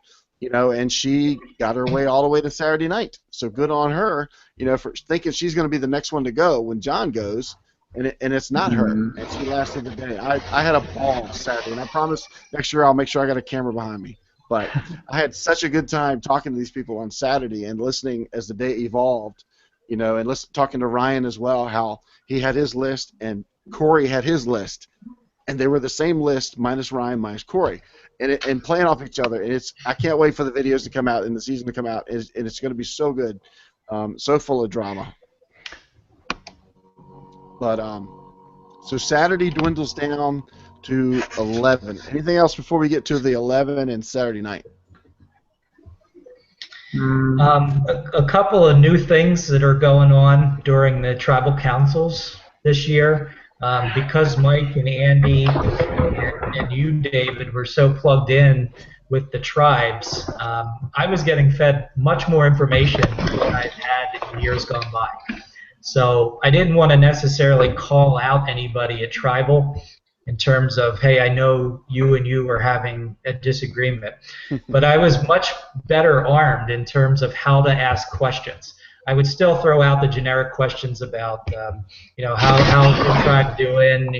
What's your positioning? What are you thinking about the merge or still winning? But there would always be at least one question at every tribal where I would angle at something that I knew was going on because these guys are feeding me information. And I think that made a little more interesting question and answer sessions. Some people still dodged the questions, but I think we got to some more meaty stuff at Tribal Council, and I felt a lot better about that. Hey, we did our job. That's good. Yeah. That does make it. Yeah, there were a few dodgers at Tribal. There were a few short answers, a few non-committals. It seemed like, but you didn't yell at them. It's a tough part of the job for me because I wish I was like Probst and I had an hour or whatever to just keep digging until I got what I'm looking for. But we've got 5-10 minutes, and I've got to move on. So it is a little frustrating, but at the same time, if somebody's doing that for strategic reasons, I understand that. I might be doing the same thing if I was sitting in their stump. So, I kind of go back to the people that I know are going to give me stuff to work with and work around the folks that are trying to be silent for strategic reasons. One thing we had different that only Caleb and I saw, and mostly Jen and some production folks, was the passionate voting we had this time. It was a lot less just voting for somebody than leaving. There was a lot of, vindictive voting and emotional voting, and who got emotional and why. That was definitely a development and an evolution from last year, and definitely from season 1. I wasn't at season 2, but you could just see the intensity ramped up. That was amazing to see, and I got to see all of those. So, well, that's a hat tip to casting. Okay. Oh yeah, I was gonna say that's a hat tip to casting, because instead of getting, I was told to vote for Caleb, so I'm voting for Caleb. So I don't like that Caleb's lost weight. He's better looking than I am, and he's got more hair than me, so I'm voting for him. That's the kind of drama you want, right, Caleb? Oh yeah. That's why I'm not a. But no, yeah, just coming back to the whole tribal council thing and being able to be back there and watching all the votes. It's probably going to be one of my favorite ones for a while, but it was the one where Laura slipped up and then she spilled her guts for a good 6 to 8 minutes to the camera, which is going to be gold when it comes across on film. But just being able to get reactions like that out of people, which is part of it is because of John's probing that he does, during the tribal council, and then they come out and they're like, all right, I didn't want to say it in front of everybody, but this is what's on my mind. And that's definitely something that we didn't get as much last year. So this was really detailed. Yeah, that was good about Saturday for me too, because it seemed like we talked about in Survivor there's one tribe that you don't really see until about the third or fourth episode. They're either winning challenges or they're just kind of floating by. There's not as much story to be told, and that was kind of like a Hasso for me because they were pretty straightforward. It was Matt, it was Nina, then it was somebody else, and they were just going to go after these people. But on Saturday, Ahasto became this basket case of drama and vote changes and drama and just things going back and forth, and they were so much fun to talk to. I enjoyed talking to them so much, whereas Sawa seemed to be going according to Jason and Kelly's plan, and then that was starting to get turned with Maria and other people stepping up, and then Opa was evolving slowly. It was kind of a calm tribe with, like I said, with Ryan and Corey seemed to work in their plans, Spencer and Twyla working their plans, fixing the ladies in, and it was just so neat. 3 still diverse tribes going through 3 different stages, and like John says, this is what I love about Survivor. I get to see this stuff, and it's like eating at a buffet with the food changes every hour. So, and one of the coolest things about that, like what you're talking about, is going through right now. I'm working on just the Thursday night confessionals, but just seeing what I do is I take all your notes and I split them up into these different categories, and then I write down where people are saying what. And if you look at all the notes in all of the Ahaso notes, it's all strategic. It's all talking about alliances. It's all their gameplay. In the Sawa, it's all kind of like, oh, we're one big happy family with, our mom, Kelly, and our dad, Jason. And then Opa, all they talked about for the most part is the group dynamics and what they think of their group. So, it's very cool to see how that just continues to play through, but it's just obvious in what all of them are saying at their confessionals. So, one thing I thought was another pivotal couple of moments at the end of Saturday was Dan getting voted off, and the look on his face when Jason pretty much just said, "Hey, buddy, I had to let you go," and then Keith obviously getting voted out of Hasso. Right at the end of the day on Saturday, and I think that changed a whole bunch of things going into who was going to make the merge on Sunday and what ultimately played out. I can't say I was surprised at either of those, but when they actually happened and you saw their reactions and how disappointed they were knowing how close they were to the merge, I thought those are some pretty big moments at the end of the day Saturday. And the manner in which they went was also instrumental in Sunday. I think that might have been the turning point for some of the Sawa people of, not only who went where, but the way people handled that, the other players. I think that was a big part of Sunday. It was neat. Something that wasn't on camera was after Ahasso's final tribal. I guess the challenge. Second to last challenge when it was Keith and Laura and Jeremiah and Amanda, and I've been talking to them a lot during the day, especially Amanda and Laura. And Laura, they did the tie, and then before going to the fire challenge, Laura changed her vote. And as soon as they came back, Laura, Jeremiah, and Amanda, I got Laura first, and she said, "Did I just make the right decision?" And I wish I got that on camera because it was perfect. And all I can say is, I don't know. What good could come out of your decision, or what bad could come out of your decision? Just step her through what's good and what's bad, and then talking to Amanda and how her thoughts evolve from that one vote. Some things were straightforward, and now they've changed. And then you get to talk to Jeremiah, and it's just, it's awesome. It's the evolution of that day. I love Saturday. It was such a great day, and it ended with 11 strong people that had ideas. Most of them had ideas about what they were going to do going into the final day. So going into Saturday night, like I said, is there anything else y'all want to talk about from Saturday?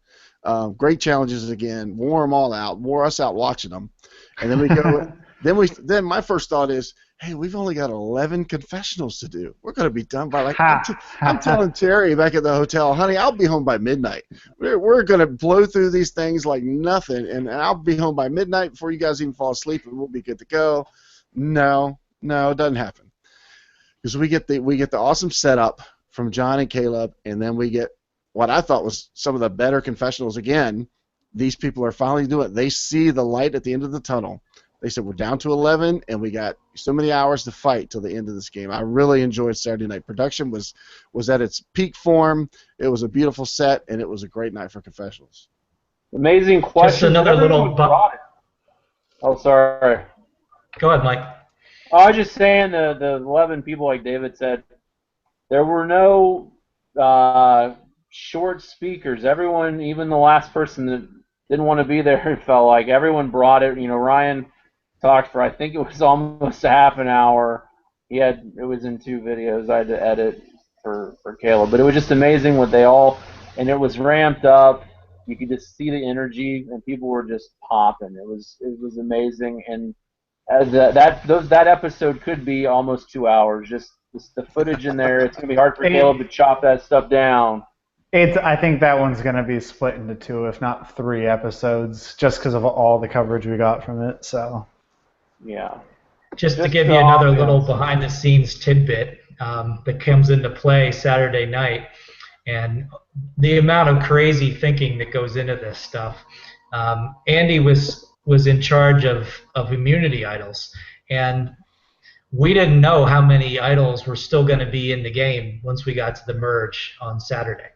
So Andy had already developed this flow chart, basically saying if there's this many idols, this is going to happen. If there's this many idols, this is going to happen.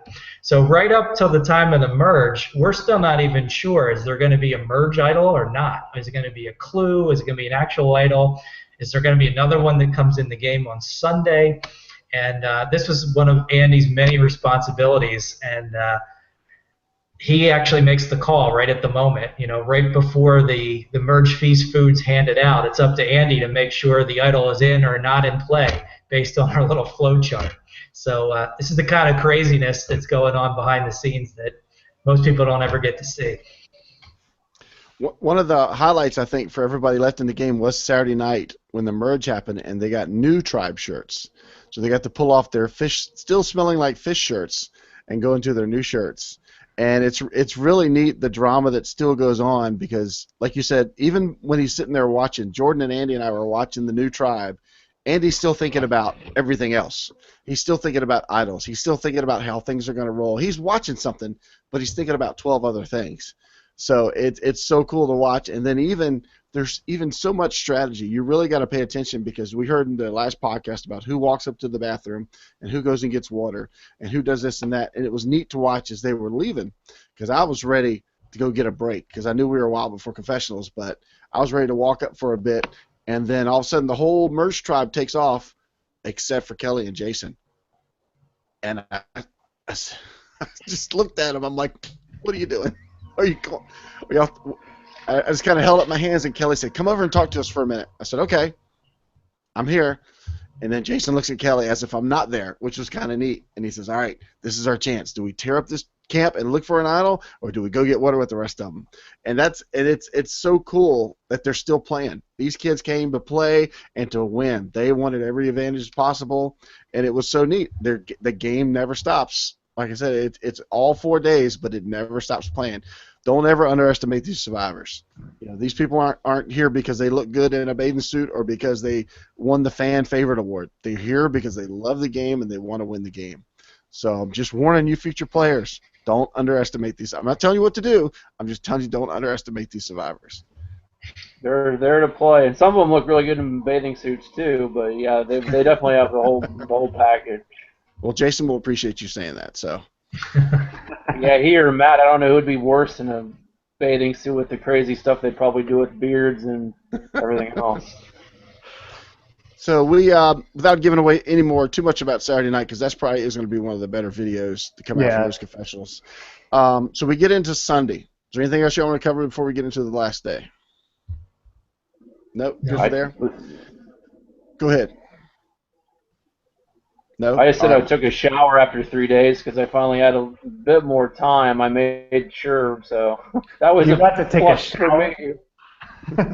Yeah, because we still got back at like 3 o'clock, 2 o'clock in the morning, but somehow I managed to get a shower in that day. So yeah, that was.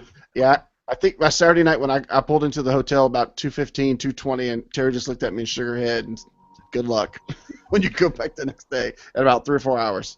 So, but Sunday was another beautiful day with more awesome challenges. And before we even get too far into those, I want to give a big hats off to Caleb and William and Elijah for the heat runs. There were 4 heats for one particular amazing challenge, and it wasn't until like the 3rd heat I think William said, "Why are we chasing them? We're running around all these heats with all these people. They're only doing it once or twice. We're doing every heat with these people." So it's the same reason we do all those 59 confessionals and they only do 3. It's just all part of the production. But no, yeah, I was talking to one of the contestants earlier, and I was saying that even though I hated running it that many times, that was actually probably one of my favorite challenges to film, partially just because watching them go through it. And even though they did have the obstacles in their way, I was like, this is like the 3rd or 4th time I've run this, It's not as hard as you might think, but that was one of my. Well, it's probably not hard for you guys that are fit. For me, I'd be standing in the water just circling as they went around me. So, but if you want to gauge how hard these people are playing, watch Jason in that challenge and watch Spencer in that challenge. That'll tell you how hard the survivors are playing, because Jason would have pushed people in the woods if they were in his way, and then to watch Amanda chase him down, watch the bounty hunter be chased and caught up to, and that's still one of my favorite challenges of the whole weekend. That was so climactic and so dramatic, and it was just a great challenge. I got to agree with that. I have to stay so neutral when I'm out there, and I can't help but I have to admit, when I saw Amanda running neck and neck with Jason through that and then ultimately beating him on the puzzle, I probably had a little smile on my face. I hope I wiped it away before anybody saw it. But that would be on my list of favorite moments from the whole weekend, because it's such an underdog story. It's the tribe that needs to, the Ahasos that are down in numbers, and the insurmountable Jason with all his idols, and this is the death blow that's going to take him out of the game. And you couldn't script something like that. So when it plays out, as much as you try to be neutral, you just love when something like that happens. And we've talked about it before. I don't think we've mentioned it tonight, but this was one of those. I remember specifically being up at the tent. I told Gracie to come up there between the challenge, take a break, and get something to eat. We're up in the volunteer tent, and I forget who I was sitting with, but I said, "Listen to this crowd. If Amanda beats him, if this happens." And the crowd was amazing all weekend. They were so loud and so full of cheer, and just they applauded everything. They cheered for even Jason. Even Jason had fans up there that were cheering. They loved him at Tribal Council. They cheered him when he did this and that. But I'm like, listen to the pop that comes from that crowd if Amanda beats him. And they lived up to it. They cheered for everybody. There was no villains. It was I don't know if you make a villain in 4 days. Maybe production was the villain for putting them through this. But still, that was awesome. It was a great crowd. I mean, even if for those, and we can't advertise it enough, but even for those, if you just want to come and watch, there's food. There's everything you could possibly need, and it's a great atmosphere, and there's survivors you get to meet. But it's so much fun. I can't imagine. That's the one neat thing that Survivor doesn't have is the live studio audience that's provided, and it was a great moment. I still remember. I can still hear the cheer or the roar. Yeah, I see that. I can still hear it when Amanda won. And like I said, I think that was one of my highlights of Sunday. Mm-hmm. That was a big thing, and I liked the challenge. I think it was 1 or 2 after where Ryan's savvy enough to know the score and to give Jeremiah the immunity win to make sure Jason didn't get it. And that was just like the 1-2 punch. I was like, because what happened from a production standpoint when the survivors just literally almost beat the crap out of the other players, and to know it was most likely not going to happen, I loved watching that, because it was, you want the fans, they put in the cash, there's 18 of them, mathematically they should dominate, and it was fun to see them, not get so excited and watch that happen. It was another part of the balance of this season. Spencer made it to the Final Four, just on the challenges. He set a record. How many challenges did he win? 4 straight. 4, yeah. 4 straight challenges. So that's a Durham Warriors record. Hey, Mike just mentioned that this Tell Me a Story challenge, and you guys spent a little bit of time on it on your first podcast because Ryan made the great move of giving rings to Jeremiah so that he would win immunity instead of Jason. Right. And you guys were talking about, it seemed like I was hovering on the explanation and saying you need to put the ring on your own peg or it will count for someone else. And it seemed like Jason and maybe even Ryan read into that a little bit, as if I was encouraging them to do that, and I really wasn't. And Ryan pointed out that I was actually calling out Ryan getting his fourth and his fifth because I hadn't even realized what he was doing. So kudos to him because he took what I didn't say and used it to his advantage. And that's just great Survivor strategy. Whether you're on the real show, Probst always says, if I didn't say you couldn't do it, go ahead and do it and see what happens. So that was not me trying to give any hints to take down Jason or anything like that. It was just a great job by Ryan figuring that out. Yeah, that's a great story. I love that he shared that with us on our podcast. But yeah, do it until they tell you can't. You know, if you can drink half the water bottle before they tell you you're not supposed to have that, I mean, there's not much else you can do about the water bottle then. But another. Like I said, it was a great Sunday. I loved it. The weather was great. It was a beautiful day. When we get down to the final, were you surprised at all towards the end? I'll ask all three of you. Were there any surprises about who made it to the end or who got where? I mean, if we're being 100% honest, I was actually really surprised that Rachel pulled through all the way to the end. And I think that's also like a good part of the story that's going to come out throughout the episodes. But you know, all of us are always doing analysis of people, and we do a debrief at night. And I honestly didn't even think she was going to make it to the merge, unless she made it to the merge, and then we realized, you know, she basically had a ticket to a final three. I thought that was really interesting. It kind of threw me off guard that she pulled through with that, and that alone was actually extremely impressive, at least from my perspective. I'd echo that. I would ditto that. I would also say hats off to Maria, too, because I remember William coming to me at the beginning of the day Sunday, kind of giving me the scoop and saying that, you know, here's what Maria has in mind and what she's going to try to pull off. And I said, wow, if she can manage to make that happen, that's really ambitious. And sure enough, there she was in the final three. So I kind of had a heads up as to what she was going to try to be doing on Sunday. But when she actually made it there to the final three, I was surprised she was able to do it. And that's testimony to how well she played that as well.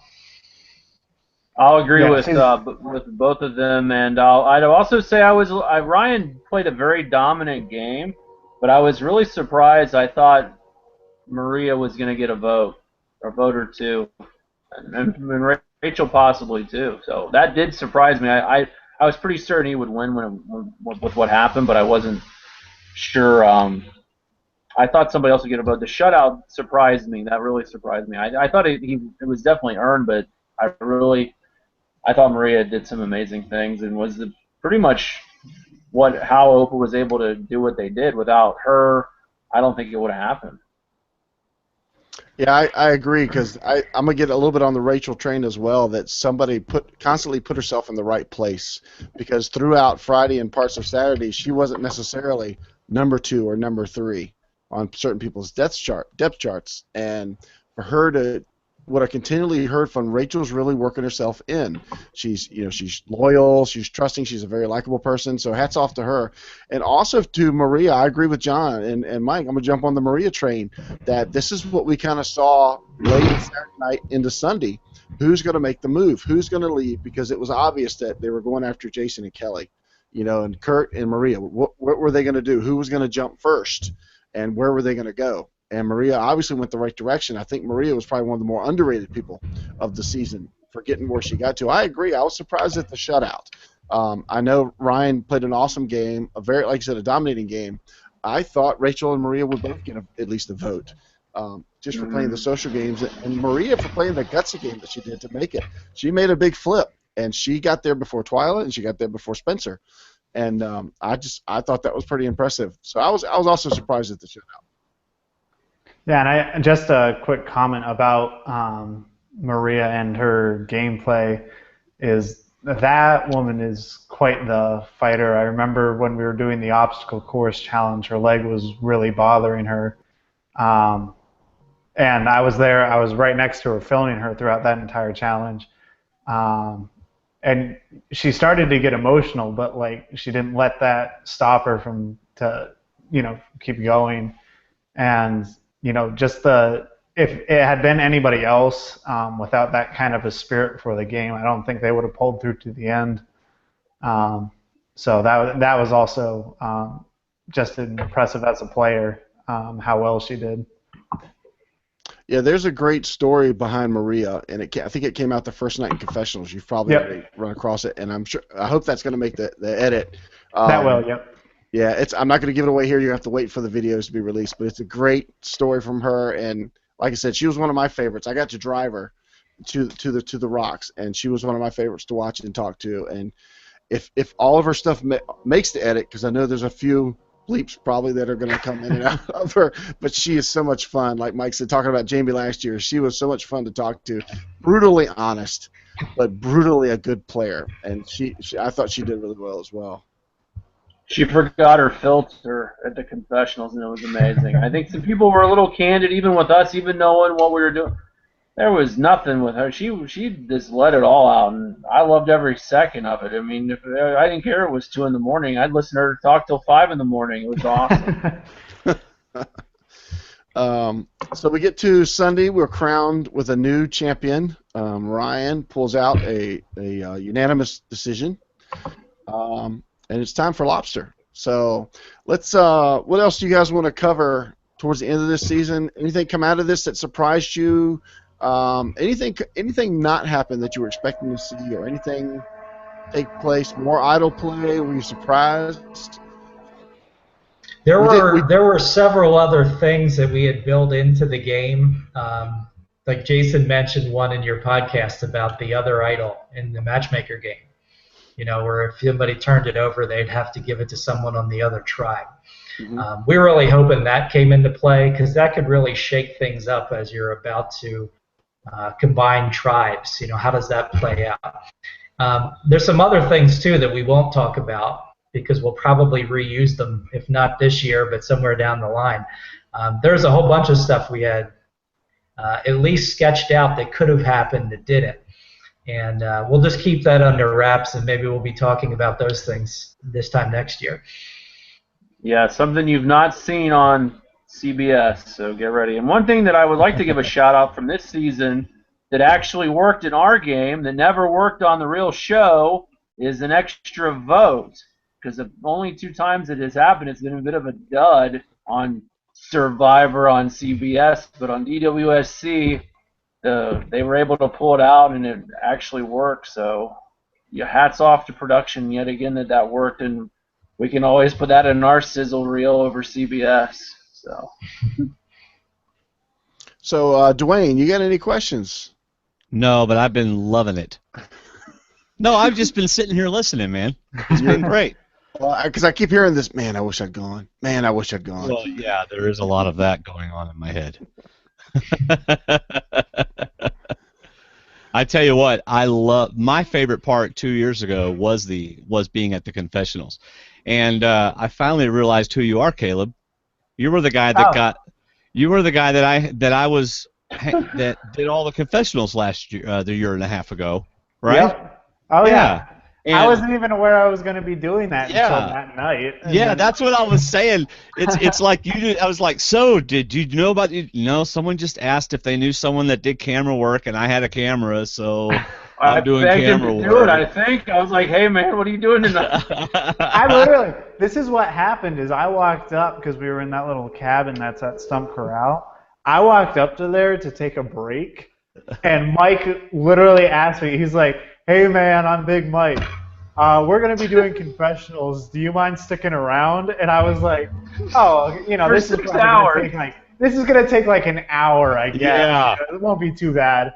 And then I spent the next 6 hours in that cabin doing confessionals. But no, that was great. But yeah. They got taped One more up. thing I need to say, I can't let any conversation go by without thanking the hordes of volunteers that really make this happen. I was amazed at the picture that got posted. It was floating around Facebook where we took that shot after the challenge ended of just the volunteers that were still there.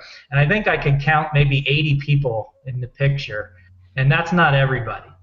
And that's, as we keep getting more creative and innovative, the main reason we can do it is because we've got people like all you here who come out and volunteer and spend ridiculous amounts of hours in the middle of the night, and all the people on the other side of the house that take care of the logistics of getting people to and from the field and making sure food's there. There's probably 125 or more volunteers, and they don't get enough recognition in my point. You know, we're the ones sitting here in front of the cameras, but you know, my daughter Jen runs all the challenges, and she's got a team of people that I just walk away and they have everything set up. I turn around and come back. And same thing with these guys. At the end of the night, I go back to the hotel and take a shower while they go out and do all the hard work in the field. So I just want to say thanks to everybody who gives of their own time and really makes this be able to be the size and the scope of event that it really is. Yeah, I'll admit the first night, Thursday night, about 1:15, I'm thinking, we're going to do this every night? This is going to run every night. Okay, well, if they're going to do it, I'm going to do it. And then Friday night, it's like, yeah, we're doing this again until 1:30, 2 o'clock. And then Saturday night, okay, it's running later than I thought, but man, it was so worth it. It's so much fun listening to the stories and watching the evolutions of the games change and play. And I can't wait for the videos to come out and the clips just for everyone to just see all the detail that went into the season and behind it. And like John said, man, just the first challenge alone, from the people at the house doing the quick clips, the drivers, the volunteers getting the cars around, then you've got volunteers out where all the canoes are going to. You got volunteers posted there. You got volunteers posted by the canoes waiting for the drivers to go. It's a mass of people that were still involved, and that wasn't even everybody. A lot of people showed up Friday, and some didn't show up till Saturday. So it's such 45 people just to run the opening. Wow. Different volunteers. But that it says a lot that picture is going to keep growing every year, because I know that most of the people that played this year are already making plans to come back next year, and they want to find a post and fill in somewhere, and it's a blast. And like I said, I brought Gracie, and she got to be one of the spotters on the first night, and then she got to work for Jim the rest of the weekend. Had a blast, and so it's an amazing experience. So, is there anything you want to cover, since we're only on 2 hours and 4 minutes, you know? Mm-hmm. So I got to get up and work out in the morning, man. Dwaine messaged me about an hour ago. Now you're on Sunday. No, that was a half hour ago when y'all started Sunday. So You're an I don't know what you guys are interesting talking about. It's only 11 o'clock. We should be going till like 2 in the morning, it's right? Yeah. we're just done with the first tribe right now. So. Exactly. Yeah. Yeah. We still got to pick up and go set up somewhere else. That's right. Oh, All right, was there man. anything else you guys wanted to cover before we wrap up? I'll give you a little teaser. We usually take a month or two off after the challenge, and we call it our decompression time. And we probably don't talk much, but we all came out of this year so much more, I guess I'll use the word relaxed. And there's already been a bunch of great ideas that we've been kicking around. So we are actually way ahead of schedule in terms of thinking about DWSC 2017, which is good for us and probably a little more challenging for our next group of applicants. We already got some great twists in mind, and we're already excited about it. So application window will probably open up right after the new year. So keep checking DurhamWarriorsChallenge.com, and we'll have everything you need to know up there. I think you should have a masseuse for each tribe, some nice ice water buckets. Those are just some ideas. Some blow-up They can mattresses. be rewards. Yeah. There was No. there was a masseuse this year at the volunteer camp. Yeah. Yes. She was There wasn't last year. phenomenal. I would have loved that. You know how much She weight was I gained amazing. last That year? was- I gained so Only much got one weight slice last year from eating all that amazing food. And there is this donut shop up in Maine that is better than any donut shop in the history of donut shops, and I cannot wait to have those donuts again. Eat the breakfast pizza, but only have one slice if you're Yeah, gonna I have bet. it, because it's too awesome. Yeah, how much easier was it to walk around in the woods this year, Mike? Oh, phenomenal! I'm down 250 now, and at the event I was down, I think 220ish, 225, and just so easy to get around. And then when I look at this big blob, so that's We didn't hear anything, and then we heard this big blob. oh yeah, it was great to get around and not be the big blob. Yeah, there you go. So I just want to tag on to what John said. For all of you thinking about applying, they did this season in less than, 8-9 months they came up with this. Now they're already starting a whole year in advance, and they're already coming up with stuff. So you people need to be ready. Watch every season again of Survivor, and then forget everything you've seen, and then watch all the Durham Warrior stuff, and then think about what you're going to see and not see. These devious people have already started thinking about how they're going to turn your life upside down when you come here for 4 days.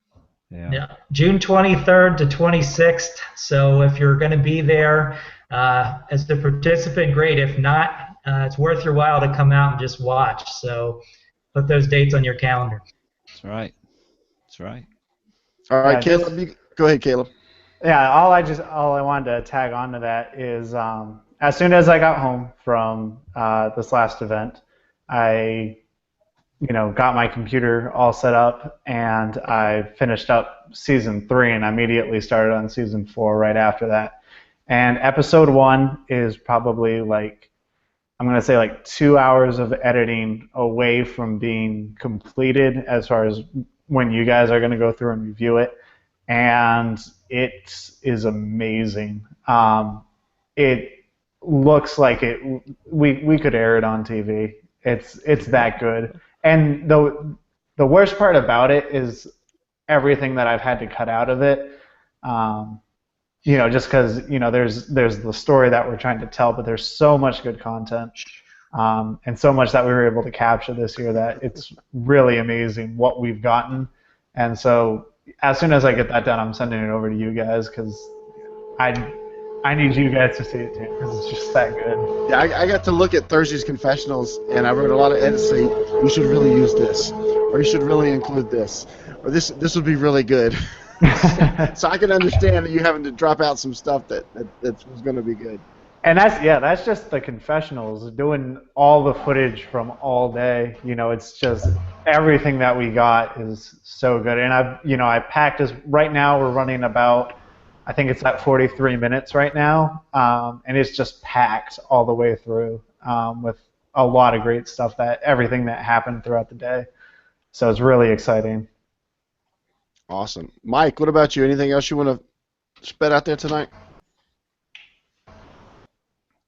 Mike's talking to his fans. Oh, is he stuck, or is he typing something? I think he's stuck. I think he's stuck. Oh, okay. Yeah. That's super exciting for me what Caleb just said, because you guys know more about what happened than I do. And this is the really fun time for me. I get to be a fanboy of kind of my own creation, and I get to see all the stuff that you already knew happened and kind of relive it from the backside. So I'm excited. I can't wait to see it. Yeah. I think all the players are excited too, because they want to know what people said about them. Yeah. I remember after my first confessional, Kristen told me, she goes, now what did you say? Because these people are going to watch this after it's all over with. And this was in the Stump Corral hut, which I think those aren't going to make it out of. But she said, because these folks are going to watch. I said, oh man, I hope I didn't say anything bad about anybody. But that's what happens for the weekend. Right. All right, David. So, yep, I think we're about done. Unless Mike's gone. Mike's gone. So. It was fun having Mike on. It was fun having all of y'all on. Thanks for being on the show. Hope you'll listen to us during the regular season of CBS Survivor. That would be great. Oh, there's a show on CBS? It'll give me something to do while I'm editing. Yeah, there you It go. won't. Hopefully, it won't put you to sleep like some other things that you might listen to. But otherwise, we'll try and keep you awake. Yeah. All right, Dave, you got anything else to say before we close it out? I think I've said it all.